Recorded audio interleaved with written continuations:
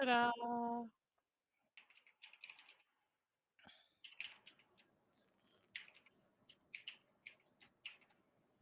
I will slowly unmute all of you. You are all now unmuted. We are mute.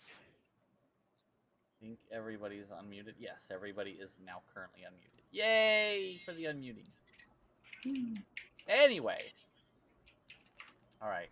Well. Jeez. That was gross. That was very gross. Yeah. A bit much. That was a Pretty lot bit much. Yeah. Anyway. Welcome back to the show, everybody. Just don't ignore Harambe and his burping into the microphone. You know, I'm okay with the burping as long as we don't hear any other bodily functions. I make no guarantees. Oh, dear God. Can we please, for at least the sake of TOS? God can't help you with that. Hello, Oh, Lady Scarlet. I abandoned God a long time ago, so. I'm not convinced there is a God, so. Like every other man in my life, he's left. As when people ask me if I found Jesus, I ask them, "Oh, you lost him again?" Because he was tied up in my basement for a while, but you know, he was tied up in my basement for a while. But did you lose him again? Anyway, welcome back to our weird channel where we do stupid shit. I was gonna make a bad joke about being nailed, but you know. You know, yeah, a bad joke. Usually that's a good joke. I'll say what is definition of bad? Anyway, we're like we're doing now. Anyway, we're here to play some D&D. But I did get something really cool in the mail. Hey, Lady Scarlet, thanks. A severed head. I got a severed head. My dagger heart stuff. I am very excited. I can't wait to do it. It's all my dagger heart. It is the full set. It's the didn't our edition. That's what she said. Boy, didn't our escalated quickly. Play group? Isn't our play group talking about starting a dagger heart campaign like sometime in the future? I am. That's why I bought this. Wow. So I am excited because I can't wait to do it, and I might actually end up swapping over a couple of my games to Dagger Heart. So anyway, I've been really wanting to do Dagger Heart. Me too. I am very excited about. Yes, we see the Vorpsel. Hello, Vorpsel. Yes, it did escalate very quickly. It does all the time here. Do you not know how this works? Actually, let's not go to Camelot. It's a silly place. So, who wants to give us a recap of what happened last week? Harambe does. Harambe does. Did I hear First, Harambe? No, you heard Callie. No, you don't want Callie to do it. Well, it was mainly yours and Harambe's story last week. If you volunteer people, though, that seems like you should do it. Yeah, well, I only volunteered Callie, you take it because away. you said you were going to watch the episode last night. Callie, take it away. Did Victor not do his homework last night? I don't think Victor did his homework. I did, but we've had so much stuff at work going on and shit that I just didn't get a chance to write any of it down. Dude, I almost left my job today. We're not going there. Well, we've been dealing with outbreaks of parvo. That's not good. Oof. And my apartment was being. But very they were stupid, voluntold, so that wins. I've been dealt with them too. So. Yeah, I know we have measles and mumps outbreak right now, so you know. I mean, I have a general idea, but I don't. Hey, I think we have an answer for measles and mumps. Oh wait, that would require you to get a vaccine. Oh wait. Oh, all right. We're now the moving channel is on. flagged as political. Moving on. Moving on. Let's see what I remember. Dry stayed at the ship. Yep. Dana, Me and you went to. we we went to Death's Temple. Death's Door. Which I Turned didn't out see to a be a bad goddamn. idea. I didn't see a goddamn thing, but you saw a Oh, bunch of spirits. Yeah. I peed my pants. I almost opened a door that I shouldn't have, which I didn't. You ended up talking to, I believe, Death itself in that black sphere that we went into. Yes. Yep. Didn't like its form because it was a blob-looking thing. So it became a giant dragon. Yeah, turned into a zombie dragon. I forget what specifically you guys discussed though. Like if there's any big details in there. Yeah, Victor just totally forgets all the details. It's fine. Pretty much. Dana, did you do anything? Not really. I just cast a few spells and pretty sure I talked to Dana last session. Or the session okay. before last. Yeah, that was the session before last. And then we ended up getting, I know we got new armor because we made a deal for, it was a ring, I believe? Yes. Oh, right. I got us a bunch of armor. Mm-hmm.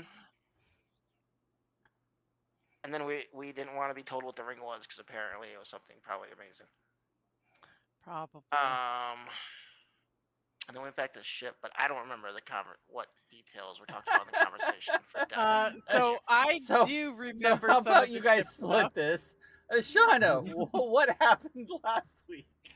Hey, So we good amount of got back to the ship, and we are currently traveling. Well, what happened? What happened with Death? Oh, with. I think there were a bunch of details that Victor just left out. There Damn right I did. Details. I think Ashana's trying to forget them too, but I was not in the room. I'm not allowing that to happen. No, Shauna has forgotten them. Literally. I was kicked out. And I don't know where my other notebook went, but it's gone. So. Oh, that's right. I couldn't be in there because Death didn't like my patron. Right. So my patron and Victor's patrons obviously don't like each other. I wonder why. I don't know if it's not. That's a good question. I have no idea. Because I've got to research that. Oh shit! What else did we learn? Put them in the same room and ask. Good luck. Sure, that sounds like a swell there was idea. Something about the gods that they don't.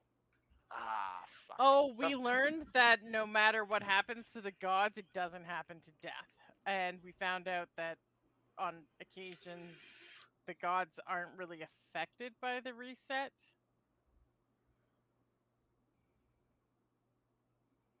True.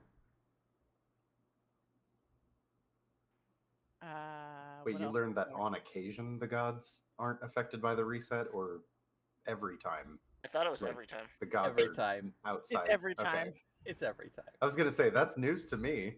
Yeah, I was gonna say I'm pretty sure it's every time there's a reset. Is there a way you can purge the gods too? It's very selective. It's like, dude, if we can purge the gods, I don't. The thing is that Ash only asked about whether it affected Death, not necessarily every other god out there. Well, Death technically isn't a god; it's just a deity. I think it was pretty much implied that with Death. Isn't that what a god is? Not necessarily. That is true. Deity and a god could be completely different things. Mm-hmm. Yeah. Okay. I think a rose by another name is still a rose. No, they're on two different levels completely. Well, I guess that's the same because an Alberta rose looks a lot different than a red rose, and well, both are edible. That's good to know. So, does anyone remember what happened to Ashana with Death? Besides, she peed her pants. She did do that. I didn't write it down because I wasn't paying attention for a part of it because I had to use the restroom. And I wrote it down, but I can't seem to find that notebook anywhere. She wrote it down. All I remember is what happened after everybody got back on board the ship. Okay. I know that the Drider referred to Victor as a usurper. Right. Because he was a bitch. Yeah, no, I didn't write that much, honestly. Okay. Victor chose not to over-investigate. That was my next one. For I think that was my last note on everything they did. Yes, he decided to not over-investigate things and open doors to places that he shouldn't have. Yeah. There was Spike and Kindred Spirit. Spikes and Kindred Spirits. That's what Warpsel said. At you. Yeah, are we talking about some fucked up BDSM here? I mean, I don't know that I would put those two in the same sentence, but... I mean, could be fun. Could be fun. So, what happened after they got back on board? We were being chased by a frog. We started heading out to Azmathu, which is roughly 2 weeks worth of travel. While we're traveling, Zarai's reading as much as possible, but you know. Ash Second, gave Sarai a new headpiece. Hold on, I was getting to that. Oh. On the second day, we spot an astral dreadnought devouring another ship, and Zarai's like, "Nah, fuck this. We are staying clear of that." Oh, I should piss that. No, we are not dying today. And then Ashana also had Dana identify all her wares that she found. One of them being an Ion Stone of Insight, which gives a +2 to Wisdom for a max of 20. So Ashana gave that to Zarai, and in return, Zarai gave Ashana her Wand of the War Mage +2 because it would benefit Ashana more than it benefits Zarai. We also identified a small block of adamantine, which was worth, what did we figure? 200 gold? 2K. 2K? I forgot to write that down. Jade, you're apparently muted on your stream. Am I fucking muted on my stream? God fucking damn it.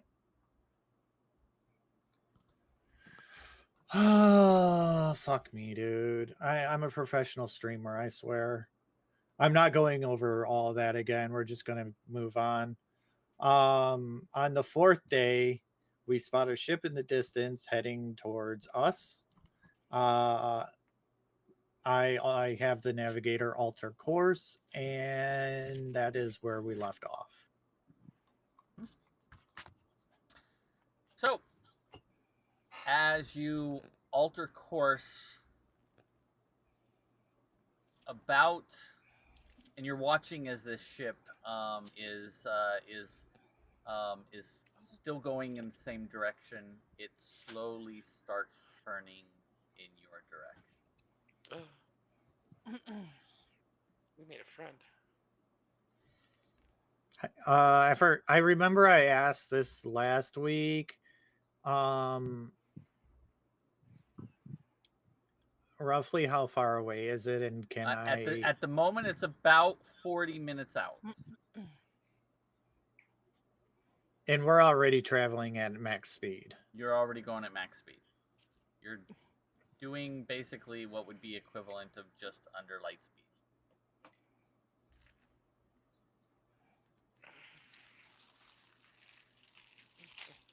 Can I tell what type of ship it is? From this distance, you can tell because it's only 45 minutes out, and it's coming at you at a high rate, and you can see that far pretty easily. It's space. It looks to be a huge galleon. It looks to be a manta ray. Is the ship type? That's the same ship that we have. Well, that's cute. Yes. Correct. But it's a larger galleon. It's much larger. It's about 3 times the size of your ship. Ooh.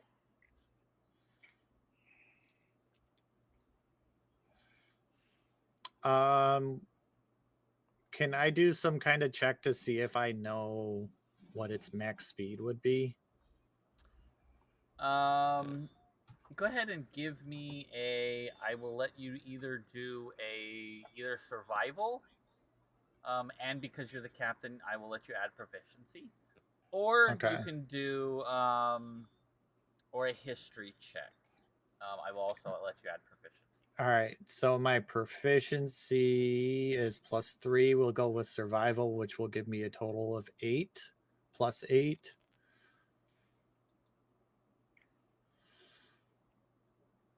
So 13. This ship, even though it's much larger, has a can do about close to the same as yours. You may be a little bit faster because you're much smaller and more maneuverable. Right.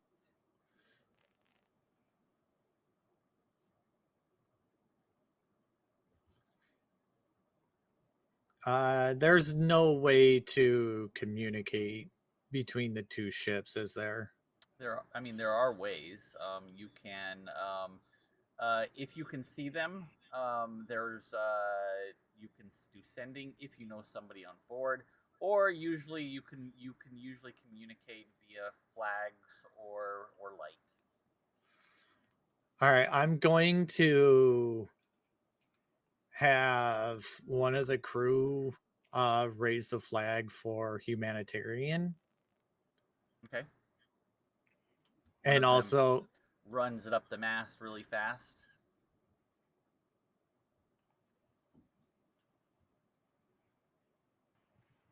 And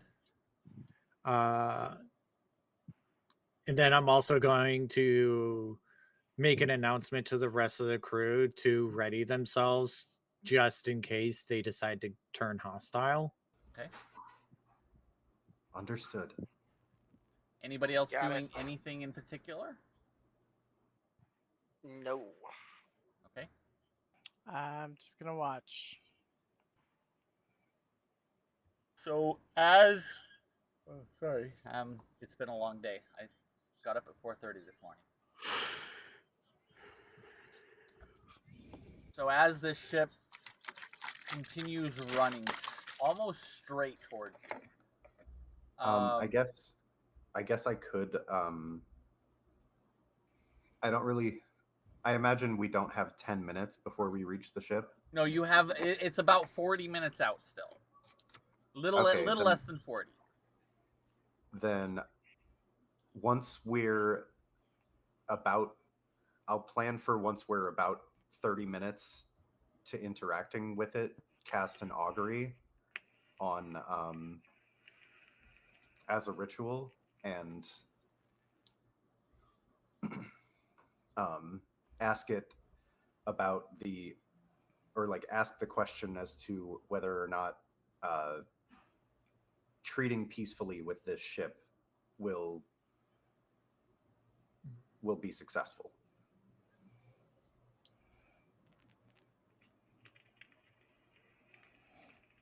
Okay.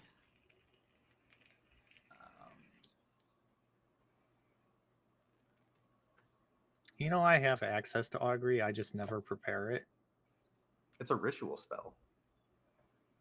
Yeah, so it's also in the cleric spellbook, I believe.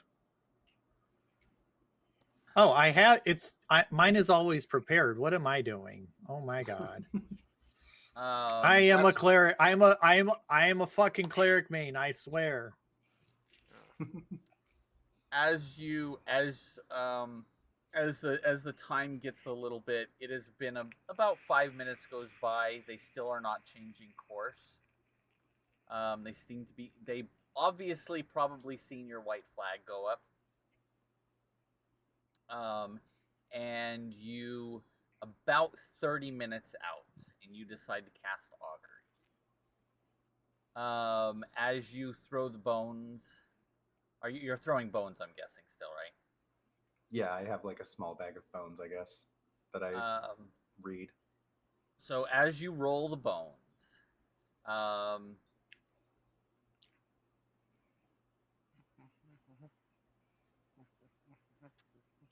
you get Wheel and Woe.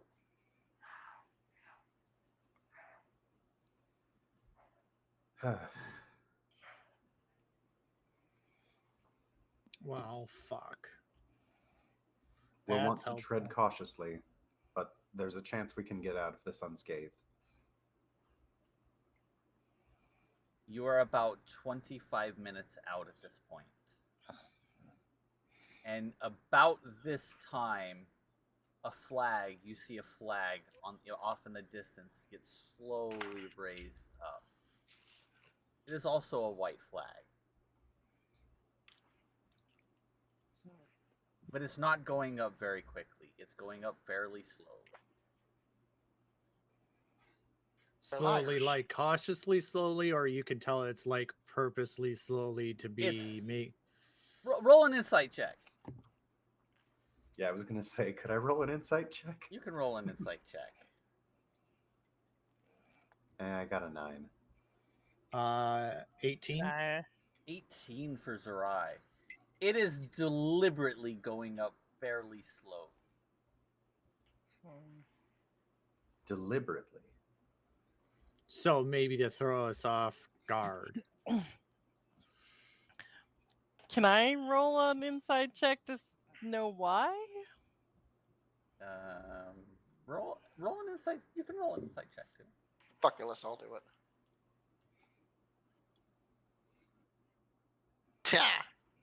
That was terrible. Yeah, Lashana, you get the same thing. That is being deliberately taken up very slowly.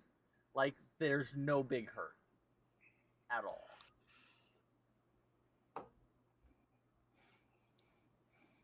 Do you recognize where this ship could be from?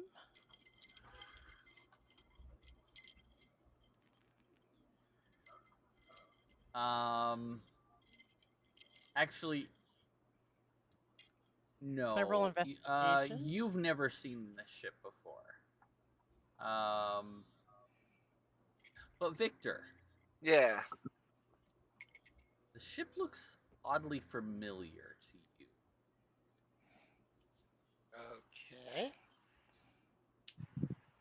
Okay. Oddly familiar as in possibly been on it before? As you're looking at the ship.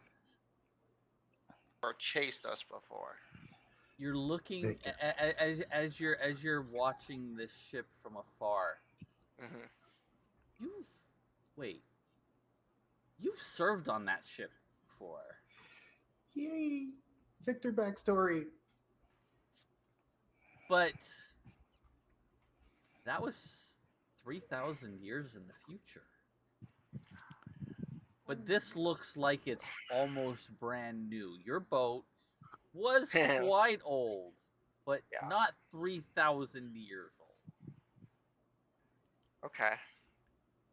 Does it look? So it looks pretty identical. Like identical, except for it's a very much newer than the ship that you had sailed on before. So definitely different captain, potentially. But it's definitely the same ship. And in fact, as you are probably about 15 minutes out, you do see a very recognizable name written on the bow. Is it Ashton? It is. Holy fuck! I'm gonna look at Zerai. Like, I know that ship. How do you know this ship? That looks very similar to ship when I was with Captain Ashton. But newer, but it looks very similar. So, almost identical. Do you know who currently occupies that ship? I do not. But with the name that's on the side of it, I wonder if it's potentially a relative. Or a descendant? Yes. Or it could be the same ship. Wouldn't it be an ancestor? Aren't you guys in the past? Well, yeah. He knows what I'm saying. I know what you mean. Semantics. But I don't know if that could play to our favor.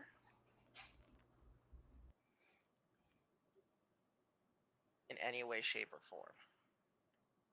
So since you and I'm gonna point to the name on the side and be like, that's the exact name of the captain I served under, and that was on our ship. So how do we appeal to their sense of reason to make this be a non-violent confrontation? Well, when I served with Ashton, he was very much not keen on solving things with violence. He was very much a discussion person. So we can at least, if we can figure out what exactly their goal is or what their where they're going, we may be able to use that if they're anything like who I served under. Well, let's hope that this sense of diplomacy is a trait that was passed down through generations. Who's the one most keeping an eye on this ship as it gets closer? I would assume that I'd be kind of watching it since I'm keeping an eye on it. I'm keeping an eye on it during the conversation. And who would be looking through the spyglass? I'll do it. I was going to say that would probably also be me. Oh yeah. Okay. I have Zerai roll a percentile dice. Victor, roll a percentile dice. Oh fuck. I don't do good with these sometimes. Okay, I got over half. Fucking Christ. I got a 97. Holy shit. What'd you get, Victor? Huh? What was it? 56. 56. So Zerai, as you are kind of glanced down and you keep looking at it through the spyglass as it's trained on it, you see walking to the front of the ship a creature you've never actually seen in your life. What's taking up the front of the helm? But roll a religion or a history check for me. All right, one sec.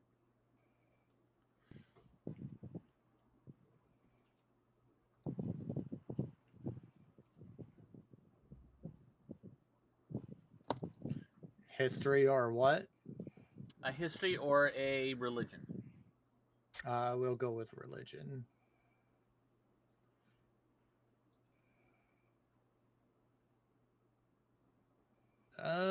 You know what? I don't like that. We're gonna use one of my advantages. Nice. I'm also going to channel divinity.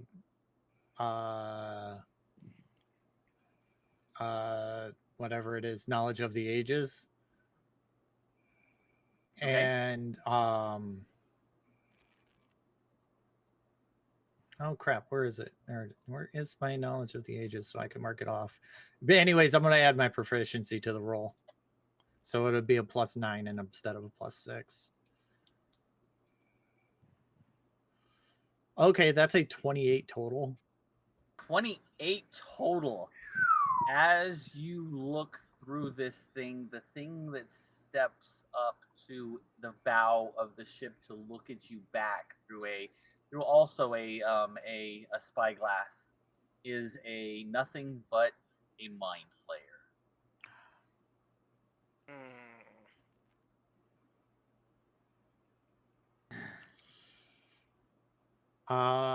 Shit. Well, I'm assuming we know what mind flayers are. You know what a mind flayer is. Yeah. Very easily with a 28. Yes, you know what a mind flayer is. But behind him, you don't see other mind flayers. You see humans, dwarves, elves behind him. No other mind flayers on board that you see.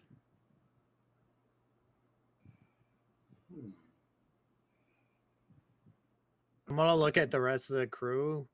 I'm be like, there's a mind flayer as looks like that could be captain, but there's other sentient crew that he hasn't devoured. There is a possibility he could be maybe not necessarily friendly, but not necessarily foe. So definitely tread lightly. Let's tread cautiously. Yeah, I can't imagine hostilities with a mind flayer will bode well for us. Agreed. Yeah. Okay. Well, wonder if that'll even. Because I was thinking about casting Detect Thoughts before. And this is where we all get our parasites. The people could see it. This is where we get our okay. Yeah, we're gonna start following. We're gonna start following the. Hey, fucking we had to go to Terrell Baldur's Gate anyway 3. to find Mango. Facts. Are you gonna start Baldur's Gate 3? Yep, we're just gonna fly to Faerun and start. Not. The I never Gate made 3 it past plotline. meeting that first one. Oh. My son and I are currently planning another playthrough that we've been playing through, and this is my like 9th or 10th playthrough at least. It's Nice. so fun. Are you doing anything else as the ship slowly approaches? I'm gonna move to the front of the ship and wait for it to approach to speak with the captain. As you begin to come up closer, Jade, in your mind, you hear a voice into your brain. Actually, roll a wisdom saving throw first.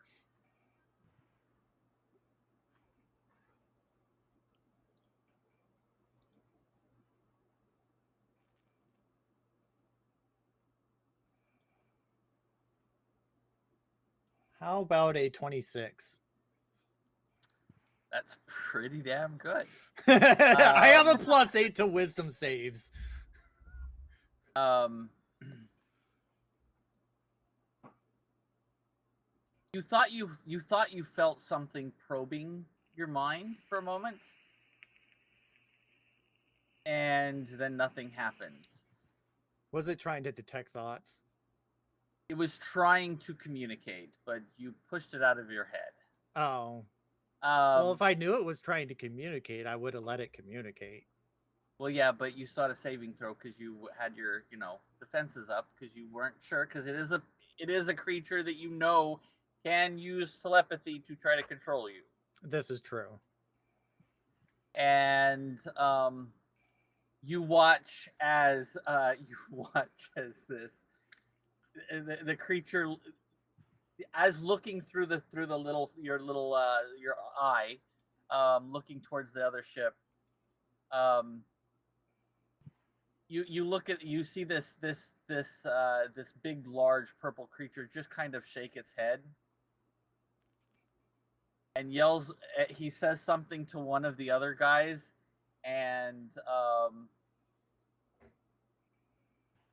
you see off the bow, or off the bow of the other ship, almost coming up towards you, dancing lights appear. And they start maneuvering in a way that's spelling out words. What words is it spelling out? Slow down. For discussion.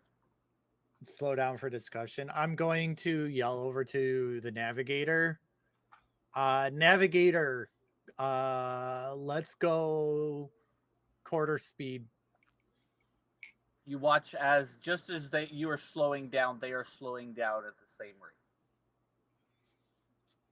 As you get closer, you come and you notice that they are just off, so they're going to pass probably about 30 to 40 feet away, just at the edge of your bubbles for your ships.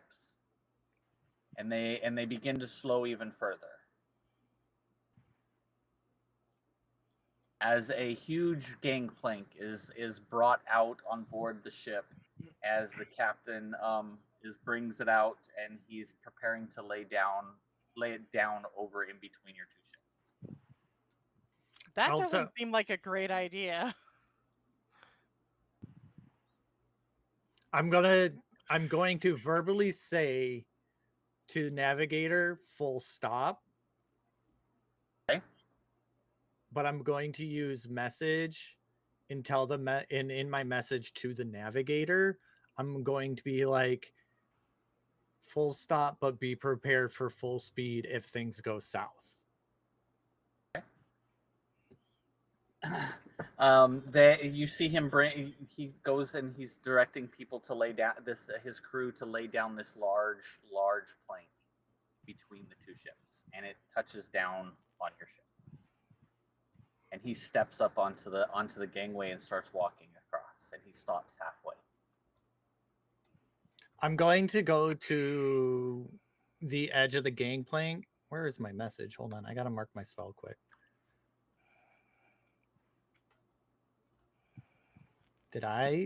There's no way I don't have message.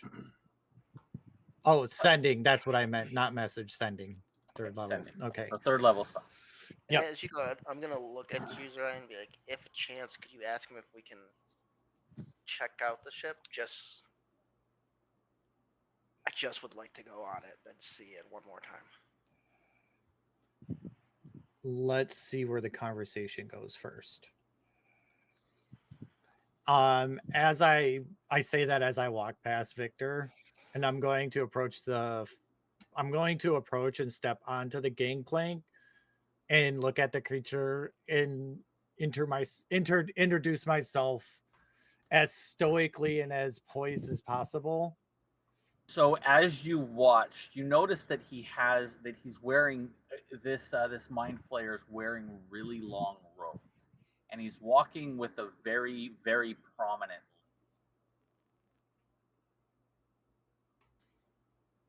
Do the robes seem to be like religious in any form, like a cleric's robes? No, they don't. They just seem to be very long, like almost like a not really a robes, but more of a overcoat.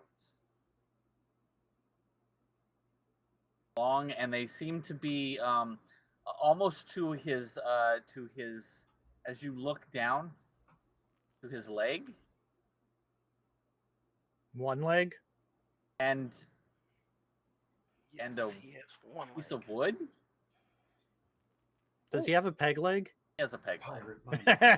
Pirate mind flayer. Nice. Pirate mind flayer. So I'm going to stand before him.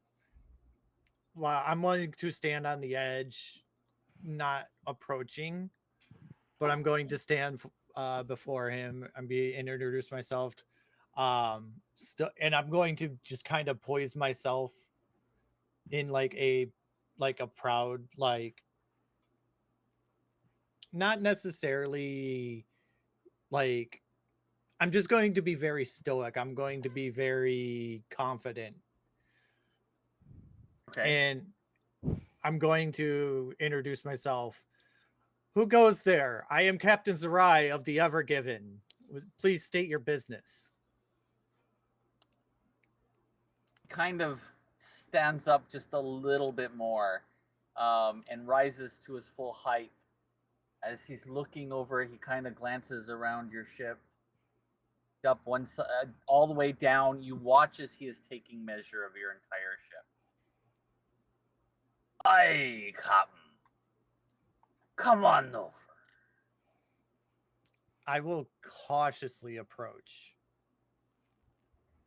As you step closer to him, you do notice that he is carrying a huge a saber on one side and what looks to be almost like a flintlock pistol on the other side.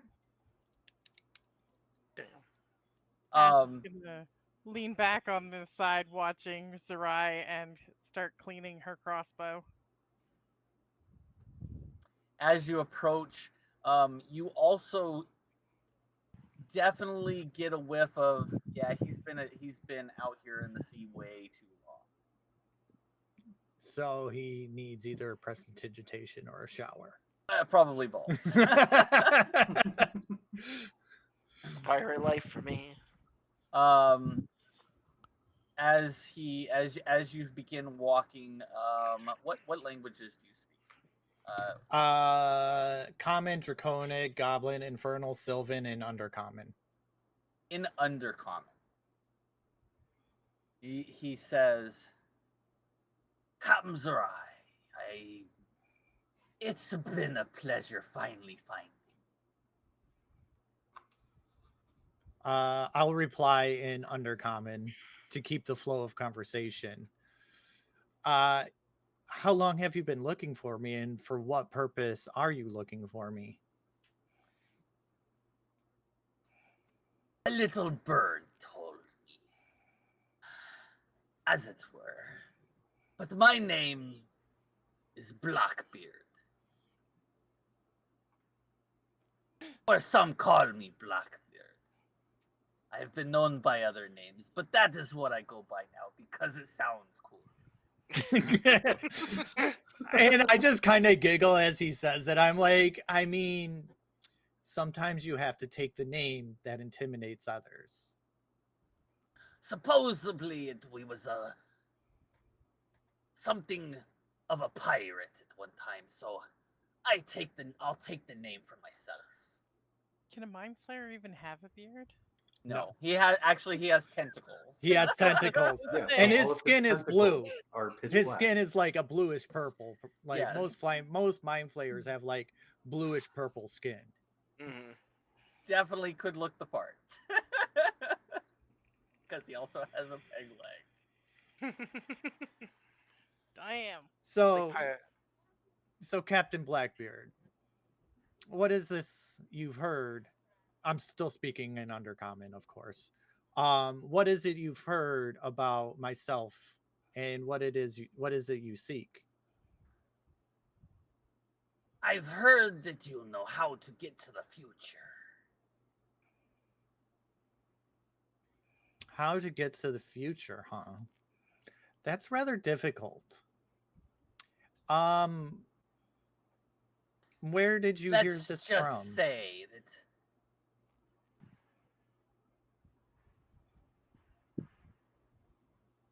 I'm from another time too.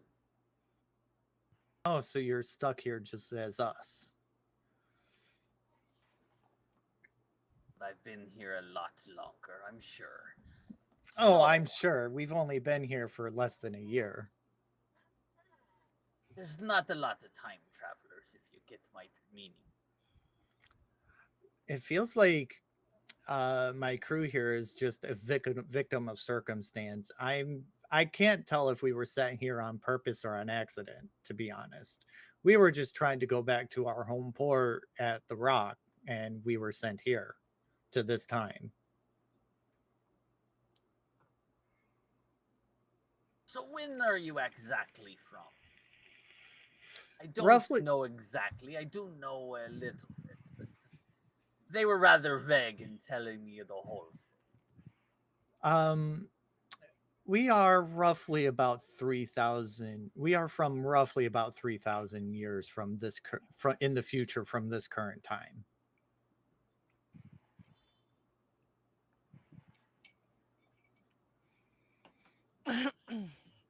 I am from just a little shorter than that.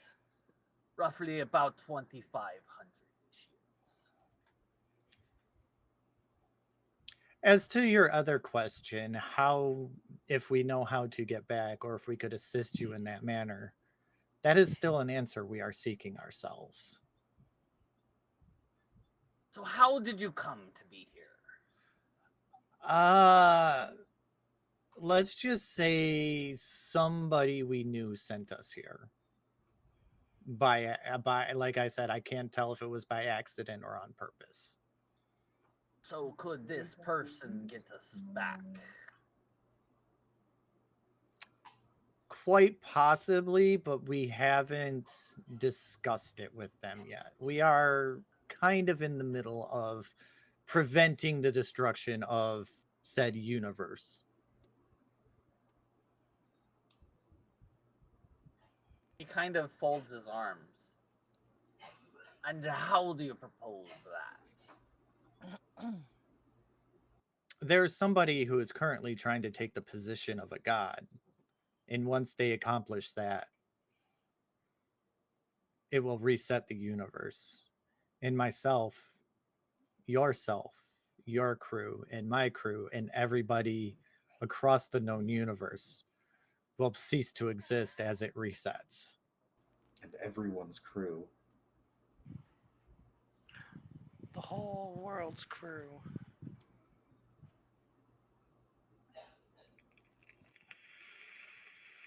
Cruise upon cruise.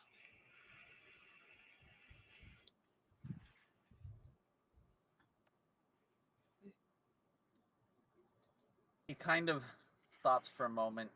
You see him kind of think for a moment. And one of his crew comes running up the gangplank behind him and whispers in his ear and then goes running.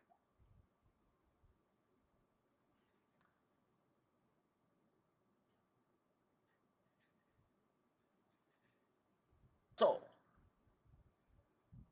a little bit about me. I've been stuck here for roughly 20 years or so.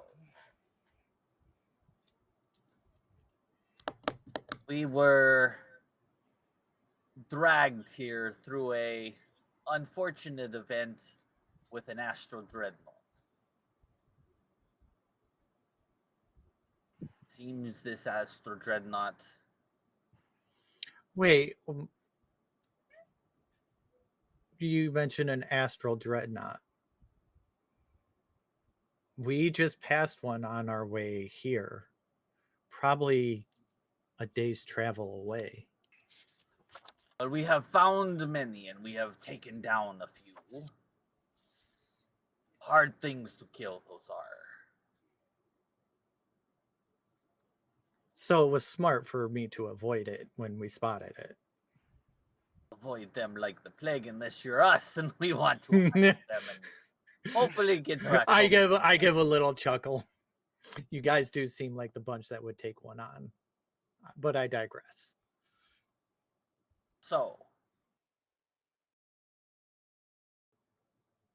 maybe you help us, we help you.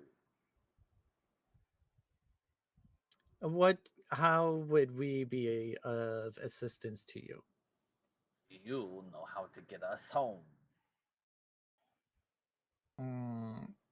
As I've explained, that is an answer we are still seeking ourselves, though.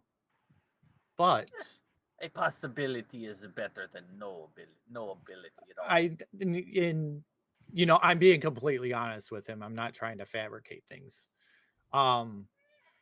I look at him, I'm like, if we can come to an agreement and alliance, I can guarantee that as soon as I find a way, I will send word of the route that you need to take to get home.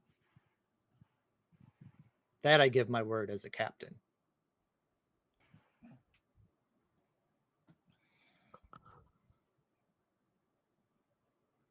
From one captain to another. He looks at you sideways, and says,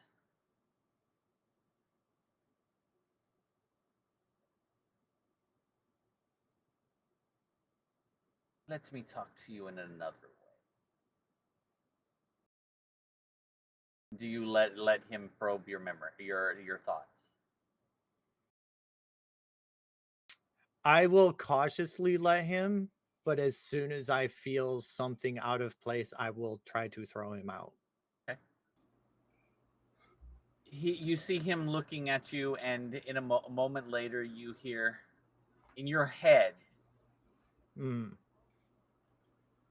and we may have information for you also, Captain. I'm assuming he can hear my thoughts. And Yes. then, okay, so I will say to back, what information would you have for me?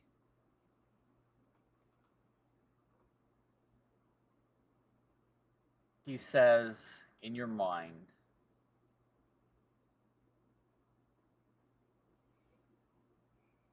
what the future holds, of course. Are we talking immediate future? Well, it is as you said, it depends on what you do. But futures can be changed. This is true. And he reaches back as someone walks running up the gangplank with a book in their hand. Holds up a book.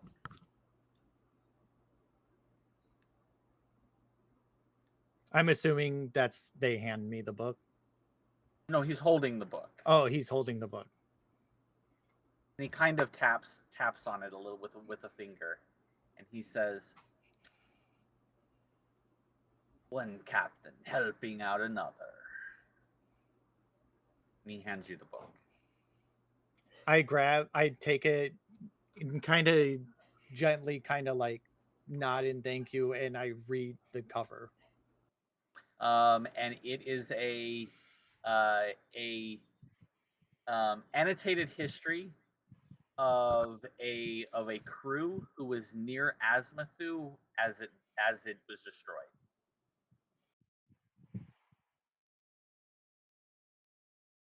History of Azmathu as it was destroyed. I'll read it, and I'll just slowly open the front page and just kind of skim it a little bit. It's a journal written in first person from someone who must have been nearby when it was destroyed. Now, does the timeline seem like this happened like in the near possible future? Possibly very soon. You're not sure exactly how far into the future it happens. But holding the book, this is a very, very, very old book. And as you're holding it, you realize that it's been kept together with a spell, so it doesn't degrade.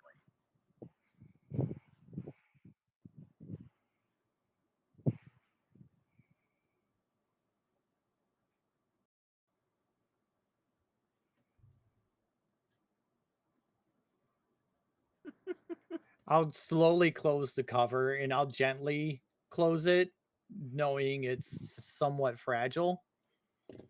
And I'll gently put it inside my robe for safekeeping next to the book that I always keep on me. I appreciate this, Captain, more than I can say. And that just solidifies, and I'm speaking in my mind, obviously. Okay. And I will once again promise you, as soon as I find out information on how to return you to your time when we return to our time, if it is a possibility, you will be the first to know. He kind of nods, and without saying another word, he turns and walks off the game.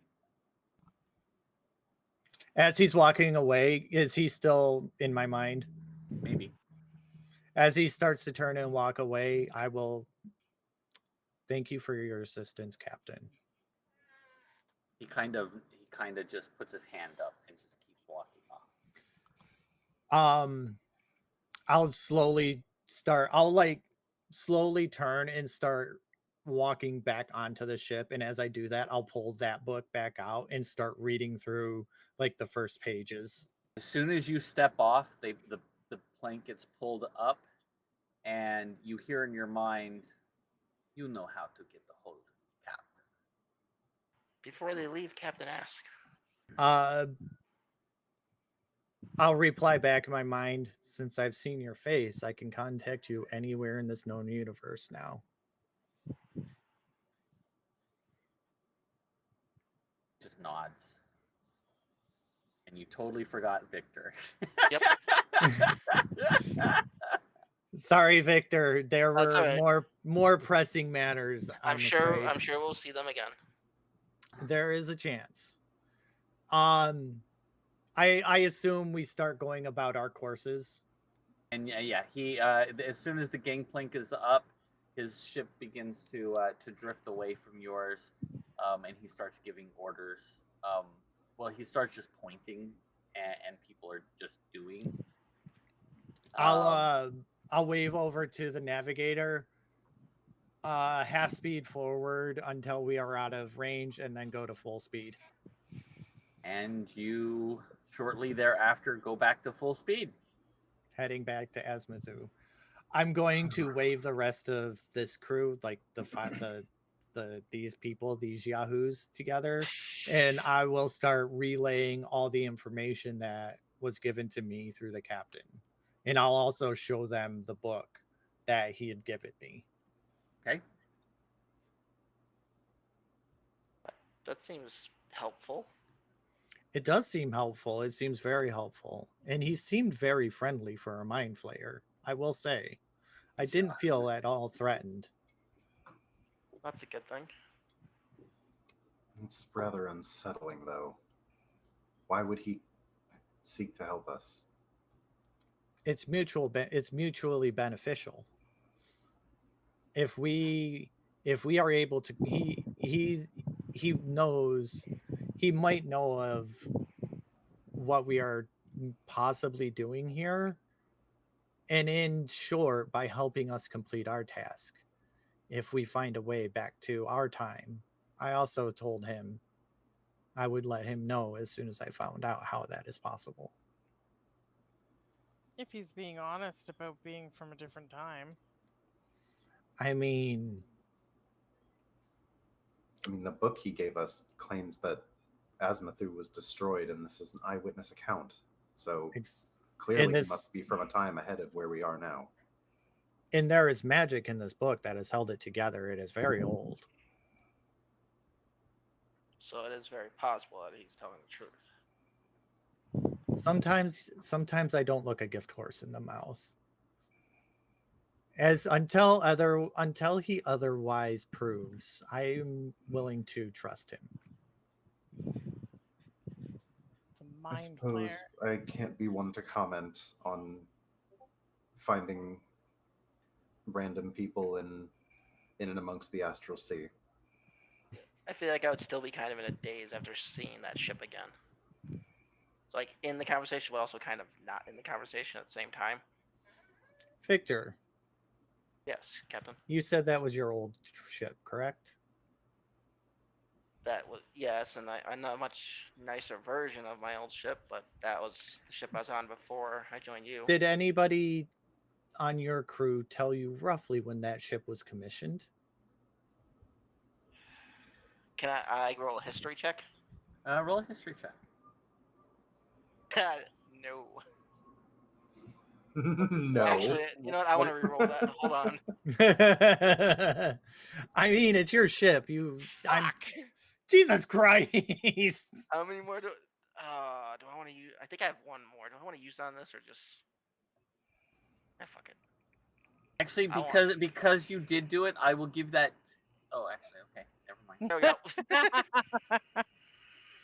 we go. With an 18, you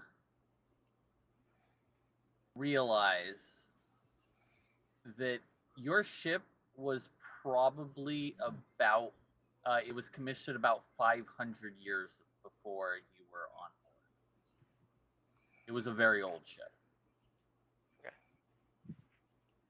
I will look at.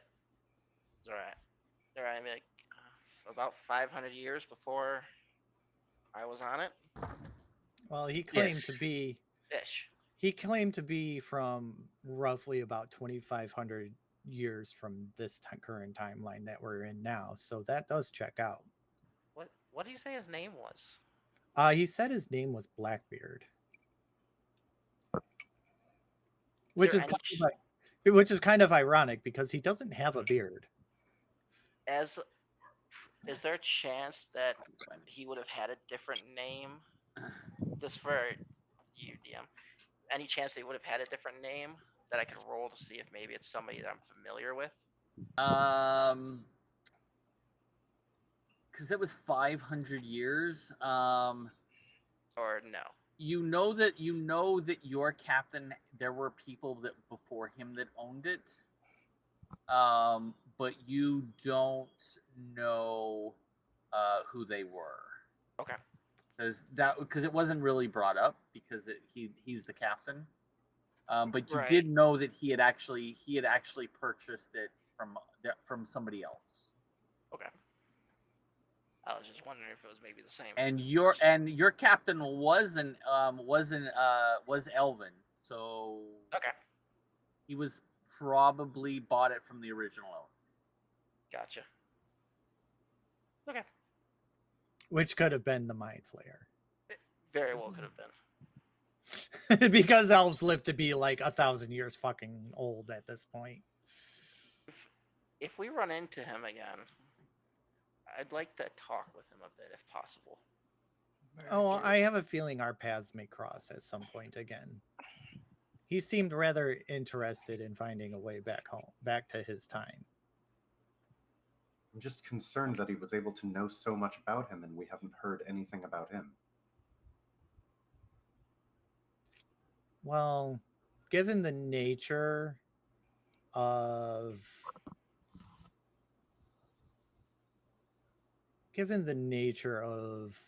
their history, it doesn't surprise me that they've kept a low profile. I mean, even us, not very many people know that the three of us are from the future. But you have told a few. We have told a few. Yeah, it's not knowledge you want out there. Everybody will want to know what you know. And he did say, but who did he tell you told him? He said a little birdie told him.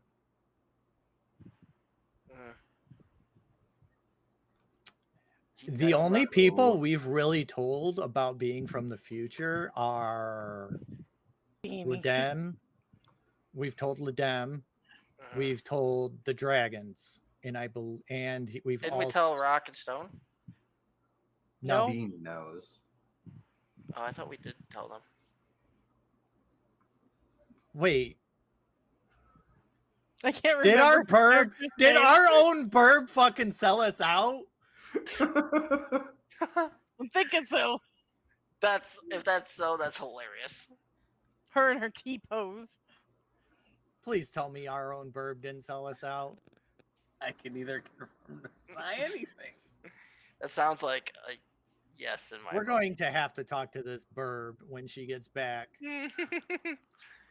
Speaking of, Dana, have you heard anything from our burb friend? I haven't gotten any recent updates. We might want to alter course to go pick Burb up at some point. How far away are we from where Burb is? It's Terrell. So when you get to Azmathu, it is about a 7-day trip. Is it on the way to Azmathu, or is it like no? It's often it's often in what's called regular space. Let us make way to Azmathu first. I want to check in with the council there. I can't remember. Why are we traveling to Azmathu again? I don't remember. We're looking for the library. That's right. I wanted to check in with... Azmathu is not blown up at this point, correct? No. It's all one big planet. Ash doesn't know it gets blown up. Not unless she's been paying attention to Mind Victor's and Dana's conversations. Which have we mentioned? Have we mentioned? Nope. Really? No. I think this is the first time you mentioned that it blows up. Yeah, so we're just casually talking about it being blown up, and Shauna's over here like. That's why What? Shauna's not really saying a whole lot because, well, A, she doesn't know undercommon, so she just sat back and made sure that your mind didn't get eaten. And just doing what Ladem told her to do was make sure you guys stay alive.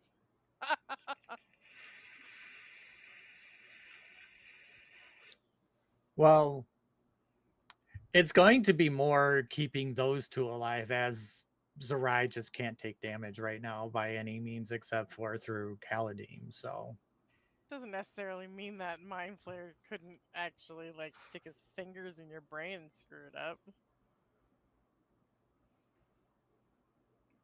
that would still be doing physical damage, though. Would it? Do we know Would if it? that's the case? Because it's not really physical damage if you make someone crazy. Oh, Zerai, we have so much time left on the trip. What if we run some experiments? And Dana says that. Good idea. I'm like, actually, I have a better assignment for you, Dana. And I hand her over the book that Blackbeard handed me. You have some homework if you don't mind. Because I know Dana's very much a knowledge person like I am, but I'm already swamped with one book trying to read through the Book of Magic. Mm-hmm. Oh, we're handing out homework, are we? Well, this will benefit us. It would benefit the party. The knowledge is power, my dear. Why do you think I've had my nose buried in a book this entire time? Depends on what knowledge and whose power it's going to be. Sometimes useless information is just useless information. Well, I will get to reading through this for any useful information. I appreciate you, Dana. I knew I could count on you. Can you use magic to like absorb it? I don't think so. I've heard of like magic items that let you read faster, but aside from that, I don't think there's like a spell that does. Not that I know of. Be interesting to Like try to make one. I can record scrolls into my spellbook faster than other wizards, but that's not going to help us here. Okay. I could transcribe the book without needing ink or anything, just paper. Having another copy of that book might be helpful, just in case something were to happen to that one. Quite possibly, especially since it is a journal. And it is old. Your wind coming into your microphone. What the fuck? I will, as I go through it, I will write out a copy as well. So it's just really hot, so I have a fan on me. Oh no, I completely agree. I agree. It's just the wind noise. It was literally blowing on your microphone. Is it better now? Yes. Yeah, that's better. Okay. Let's see how I can turn it up before it becomes obnoxious. I have an air thing over my microphone, so keep the wind sound off. I just have my window open. I have all my windows open, but there's no fucking wind. So I look at the rest of the crew. We still have a long journey ahead of us, and we have time. So let us get settled in and make way back to Azmathu. Zerai, I was wondering, how much progress have you made on the other book? I'm gonna get some water. I'll be right back. This book has been rather difficult to make through. What relevant information I've learned, I've pretty sure I've passed to everyone. No, I know. I'm just curious to see how much there is left to uncover from it. From my guesstimation, there is still quite a deal that we do not know about this ritual, about what information this book holds. I've only been looking into the information that pertains to what we are trying to do. I haven't looked into anything else though. Mm-hmm. But if I were to guess, this book holds all the knowledge of all magics in the known universe, written by the gods.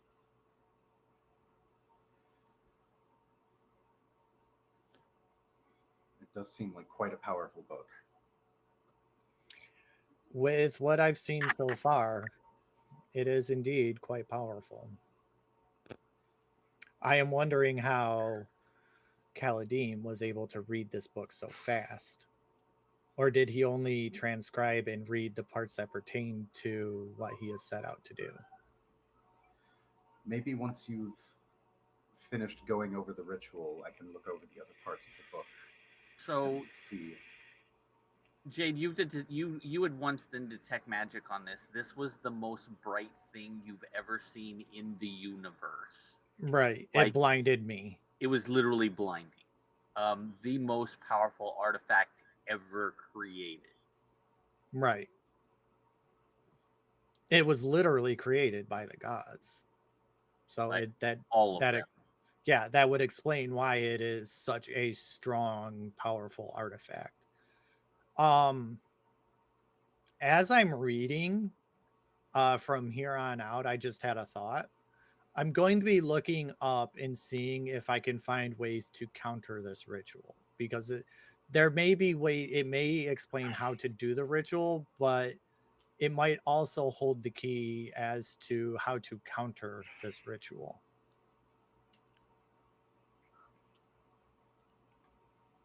There may be other avenues of power in there that we may be able to seek. That's what I'm thinking. That's what I'm thinking. But I'll begin working on this journal now. I appreciate it, Dana. Please let me know what you find out. Of course. All right.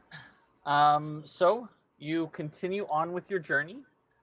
So Dana, go ahead and actually, as you're reading, this is an eyewitness account of what happened the day before, through the entire. It looks like somebody has transcribed this into one journal instead of having, like, oh, this is like on page halfway through a book. Somebody started it like a day before the destruction of the world, and is just a story of everything that happened up to it. And it talks about how there was that they had just arrived at Azmathu on a ship, and the entire world started having quakes, and they were leaving Azmathu as the world breaks apart, and they said that they watched as the world split into 4 pieces, and 3 of the pieces just disappeared, later to be rediscovered in other parts of the galaxy, or of the world, of the universe.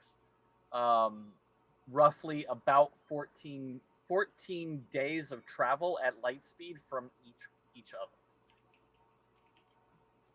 So each piece is roughly 14 days in travel from each piece, almost as a perfect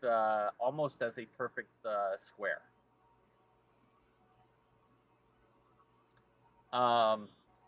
And as you're reading this, it talks about the quakes that were felt the day that it happened, about the great upheavals, about magic literally feeling it being drained away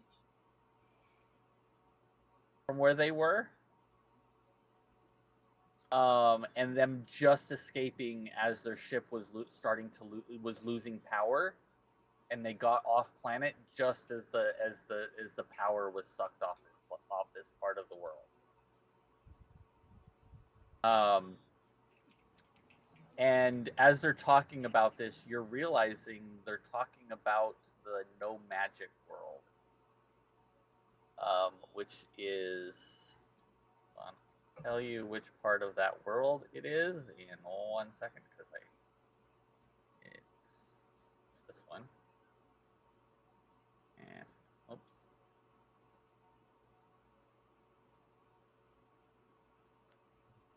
I can tell you which one.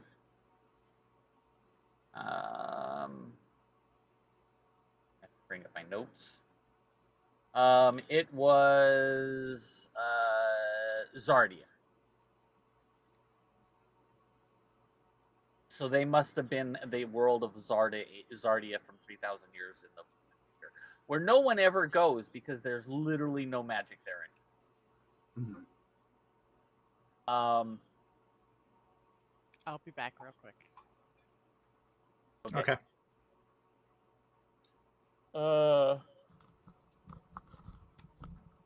As you are reading this, it's talking about how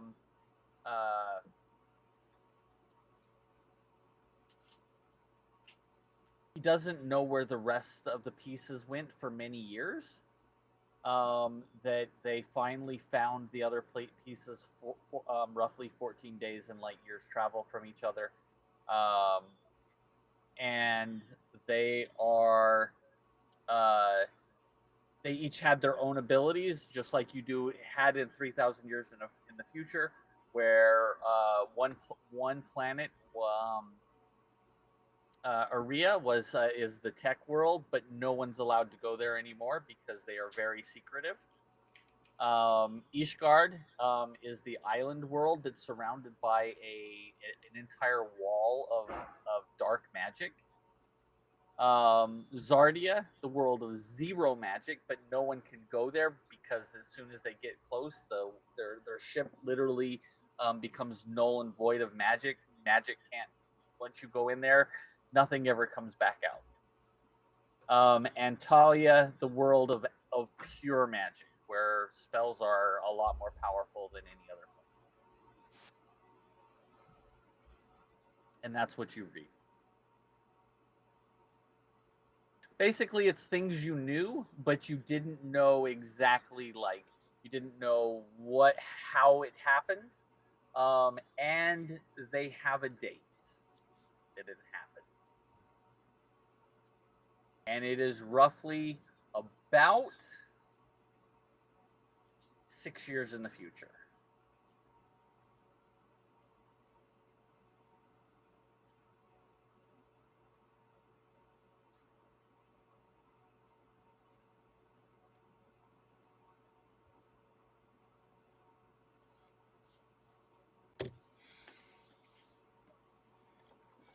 Oh, that is actually a lot of information in that book.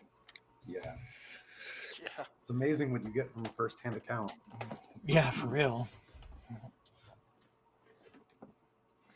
What is everybody else doing? I'm reading the other book.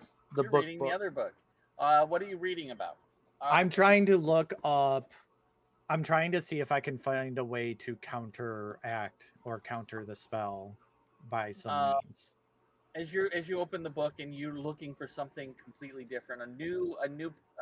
It actually isn't the same. It's the same section that you've actually read before about how the spell is very, very intricate, and if any part of it is messed up, it could mess up the entire spell. So all the lines have to be drawn perfectly. And it tells you the dimensions of each line and how straight each one has to be. If any of them are even even slightly off from anyone else, and it tells you exact specifics.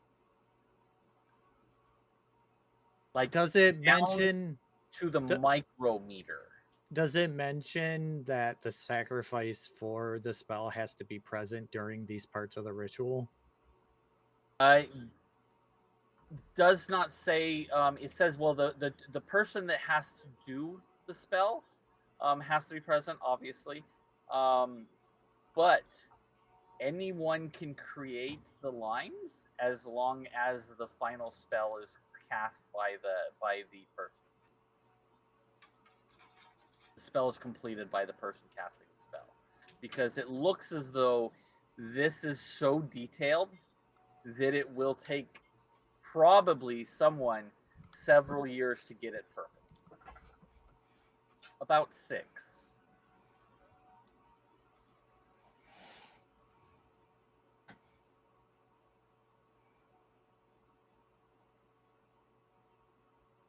That's going 6 years. Takes about 6 years. Yeah.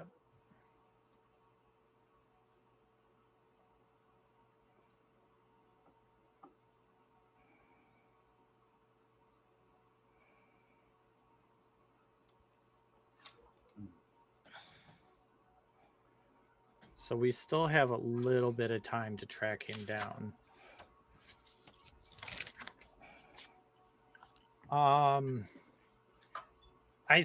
Zerai starts thinking that part of the key of being able to disrupt the spell would be somehow at the last second before the spell goes off, fudging up those symbols somehow.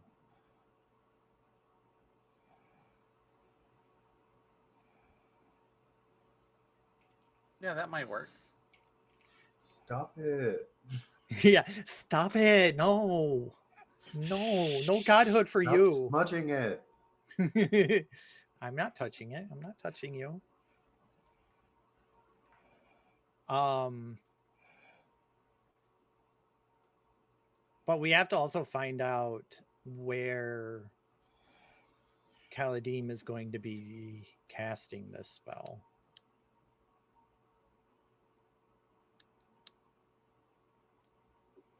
Therein lies the problem, is finding out where the fuck he is. Maybe the library will have some. Maybe we can find some information in the library. Maybe some information on how to survive pandemonium. True. Yeah, but in order for him to cast where he needs to cast the spell will be on Azmathu. And it's going to take roughly 6 years for him to get all the setup. I don't think we need to disrupt him at this current moment. But what I'm thinking is we find out where he is, and at the last minute, go in and somehow disrupt the spell by fucking up one of the diagrams or more. I think he's going to need you at the last minute. Yeah, but who's to say I won't be put in stasis? This is where I need my entire team. Because if he needs me, there's a good chance he will put me in stasis. So I don't make the attempt to disrupt him. That would be a smart plan on his part.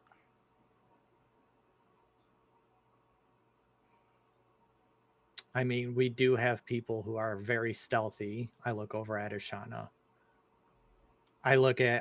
We do know people that are, I do know someone who's resourceful. I look over at Victor. And I also know somebody who is very wise and smart. And I look over at Dana. I'm sure the people I know that are closest to me at this current time could figure out a way, even without me there. Well, 6 years is a long time. What do you propose we do in that time? Prepare. That's about all we can do. Agreed. Get stronger.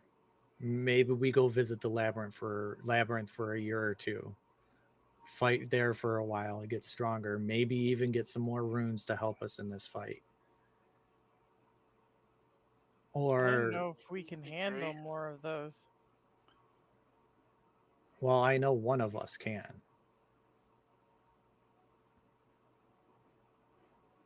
And even if it's just one of us that can, that's still a major advantage.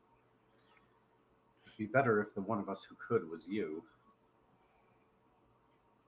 Unfortunately, that is not how this world works. No, unfortunately not. But it's not like you can't learn what Zerai knows.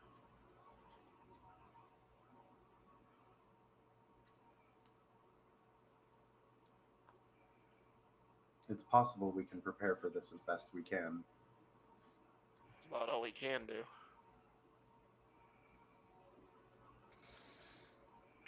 Prepare and then at least have some sort of idea of what we would do. In that time, we will need physical resources. So I do propose that we do return to Sigil at some point. Agreed. Oh, I have a feeling we're going to be all over this known universe. Gathering allies, gathering resources. I don't think this is a fight that we can win just by ourselves. We're going to need an alliance. We are going to need other people to help us. Well, we potentially have one alliance with a mind flayer. Yeah. We possibly have many alliances. It's true. Do we not know the council back? Multiple of those celestial dreadnoughts. They did. Seems like a very powerful ally. Mm-hmm. Why do you think I approached them with caution instead of aggression? I would never propose drawing weapons immediately. You guys always draw weapons immediately. To be fair, it's not Zerai that draws weapons immediately. I don't think Dana does. I just get bricks thrown at me. It's definitely me. Definitely. It's definitely Victor. Yeah. Possibly Ashana at times. And no, just hey, I only talk to dead people. I was gonna say she just likes to talk to Now, granted, Shauna is working with an entire undercity of dead things. May or may not be on her own evil track. It's fine. It's fine. It's fine. It's fine. But but that being said, Ashana, your alliance with, and I hate to say it, your alliance with the dead is also an alliance. I believe that even if the universe is wiped out, they would be overwhelmed with the souls that they would have to make accommodations for. He didn't seem too worried about it. However, the undead, that's a whole different pot of resources we can play with. But we also know the council, the dragons. Mm-hmm. I'm sure if we presented evidence and reason with them, they would be willing to assist. We also know the patrons. Mm-hmm. The patrons? The patrons. Is it patrons or patriots? I keep getting it mixed up. Patrons. Thank you. We know the patrons, and if Ledem can open up a wide enough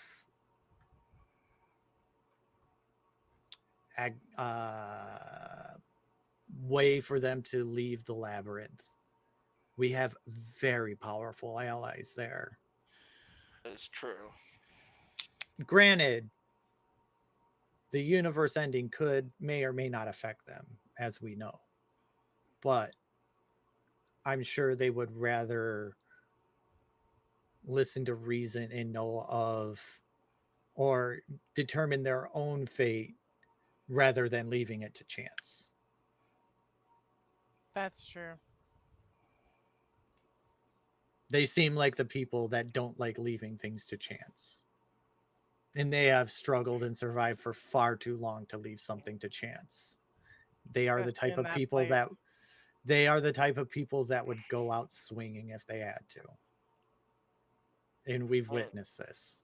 And we could also find out what other runes they have and what abilities they actually have, which might make a plan easier. Well, from my understanding, if we get the patrons out of the labyrinth, we might be making good for my deity.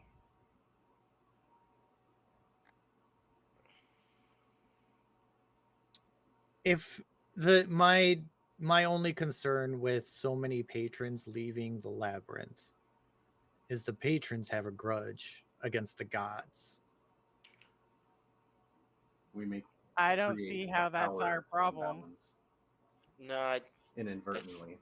Yeah, I see where you're going with that. It could cause more problems than we can handle, and it may cause more problems than we intended.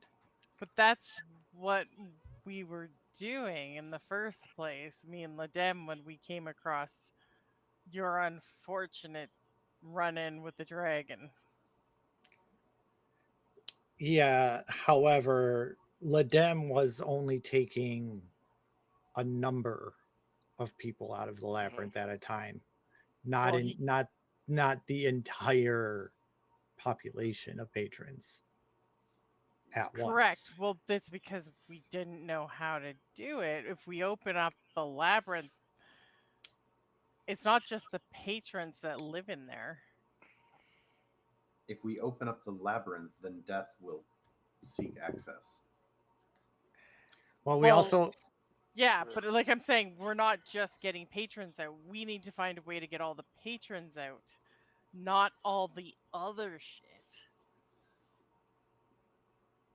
But if we get all the patrons out and they all hold a grudge against the gods, what's to stop them from just straight out attacking the gods? That's kind of what I'm getting at. Okay, as a player at this point, do you guys know about that grudge?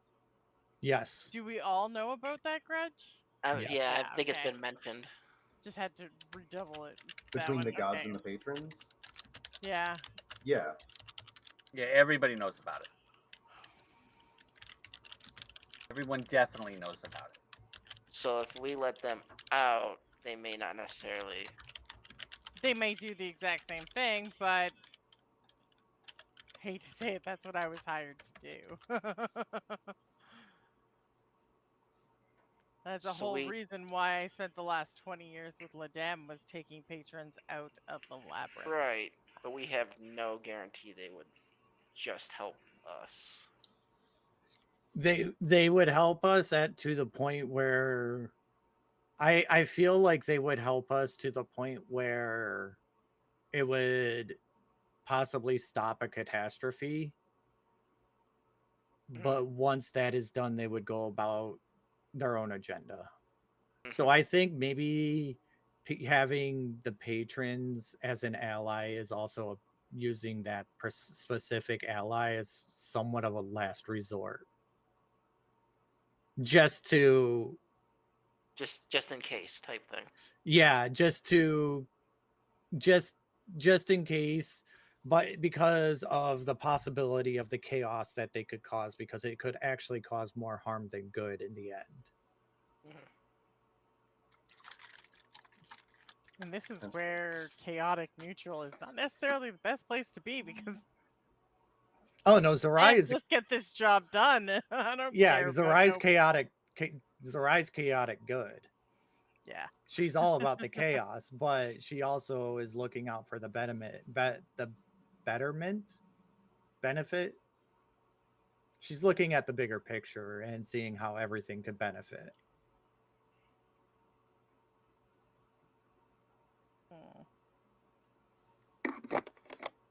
Well, whatever we do, we better do.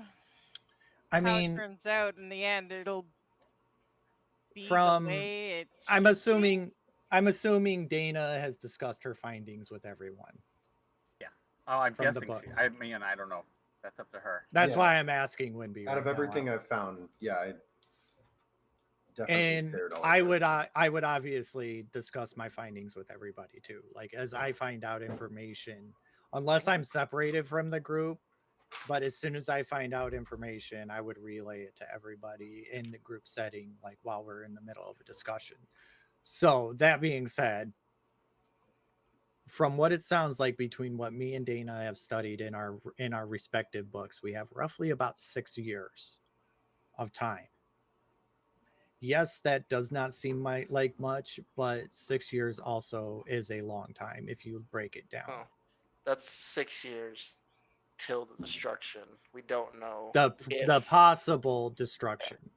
We don't know if he wants to put your stasis when that would take place. I don't think he would want to put me in stasis until it's right about it's time to.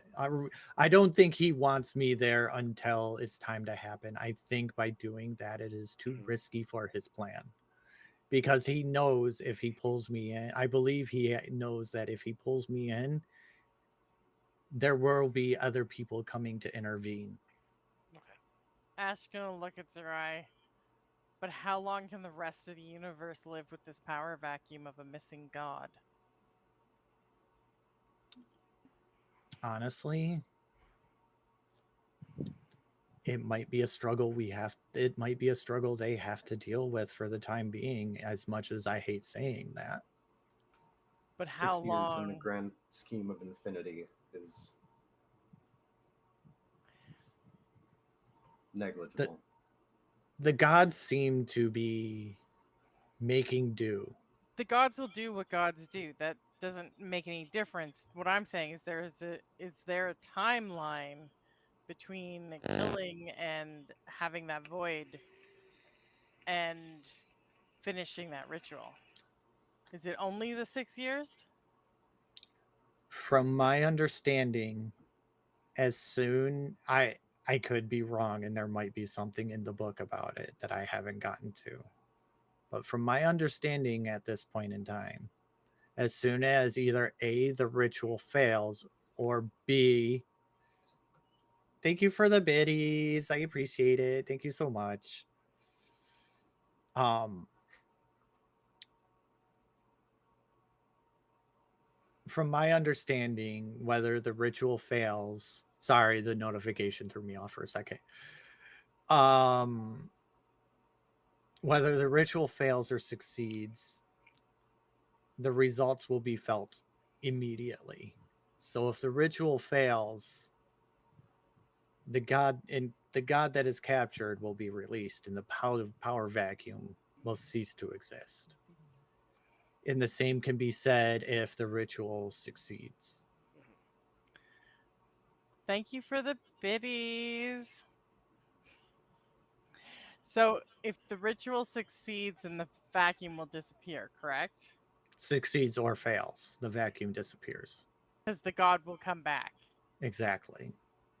The god would be released or the new god would rise.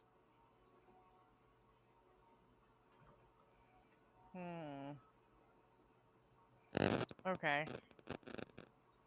Well, if this is the 6 years of we've got to prepare, then I suggest we get a move on. That is why we are heading to Asmathu. There might be something in this library that could help us. I believe if I remember correctly, we've been to this library before in the future. You have. And if I remember correctly,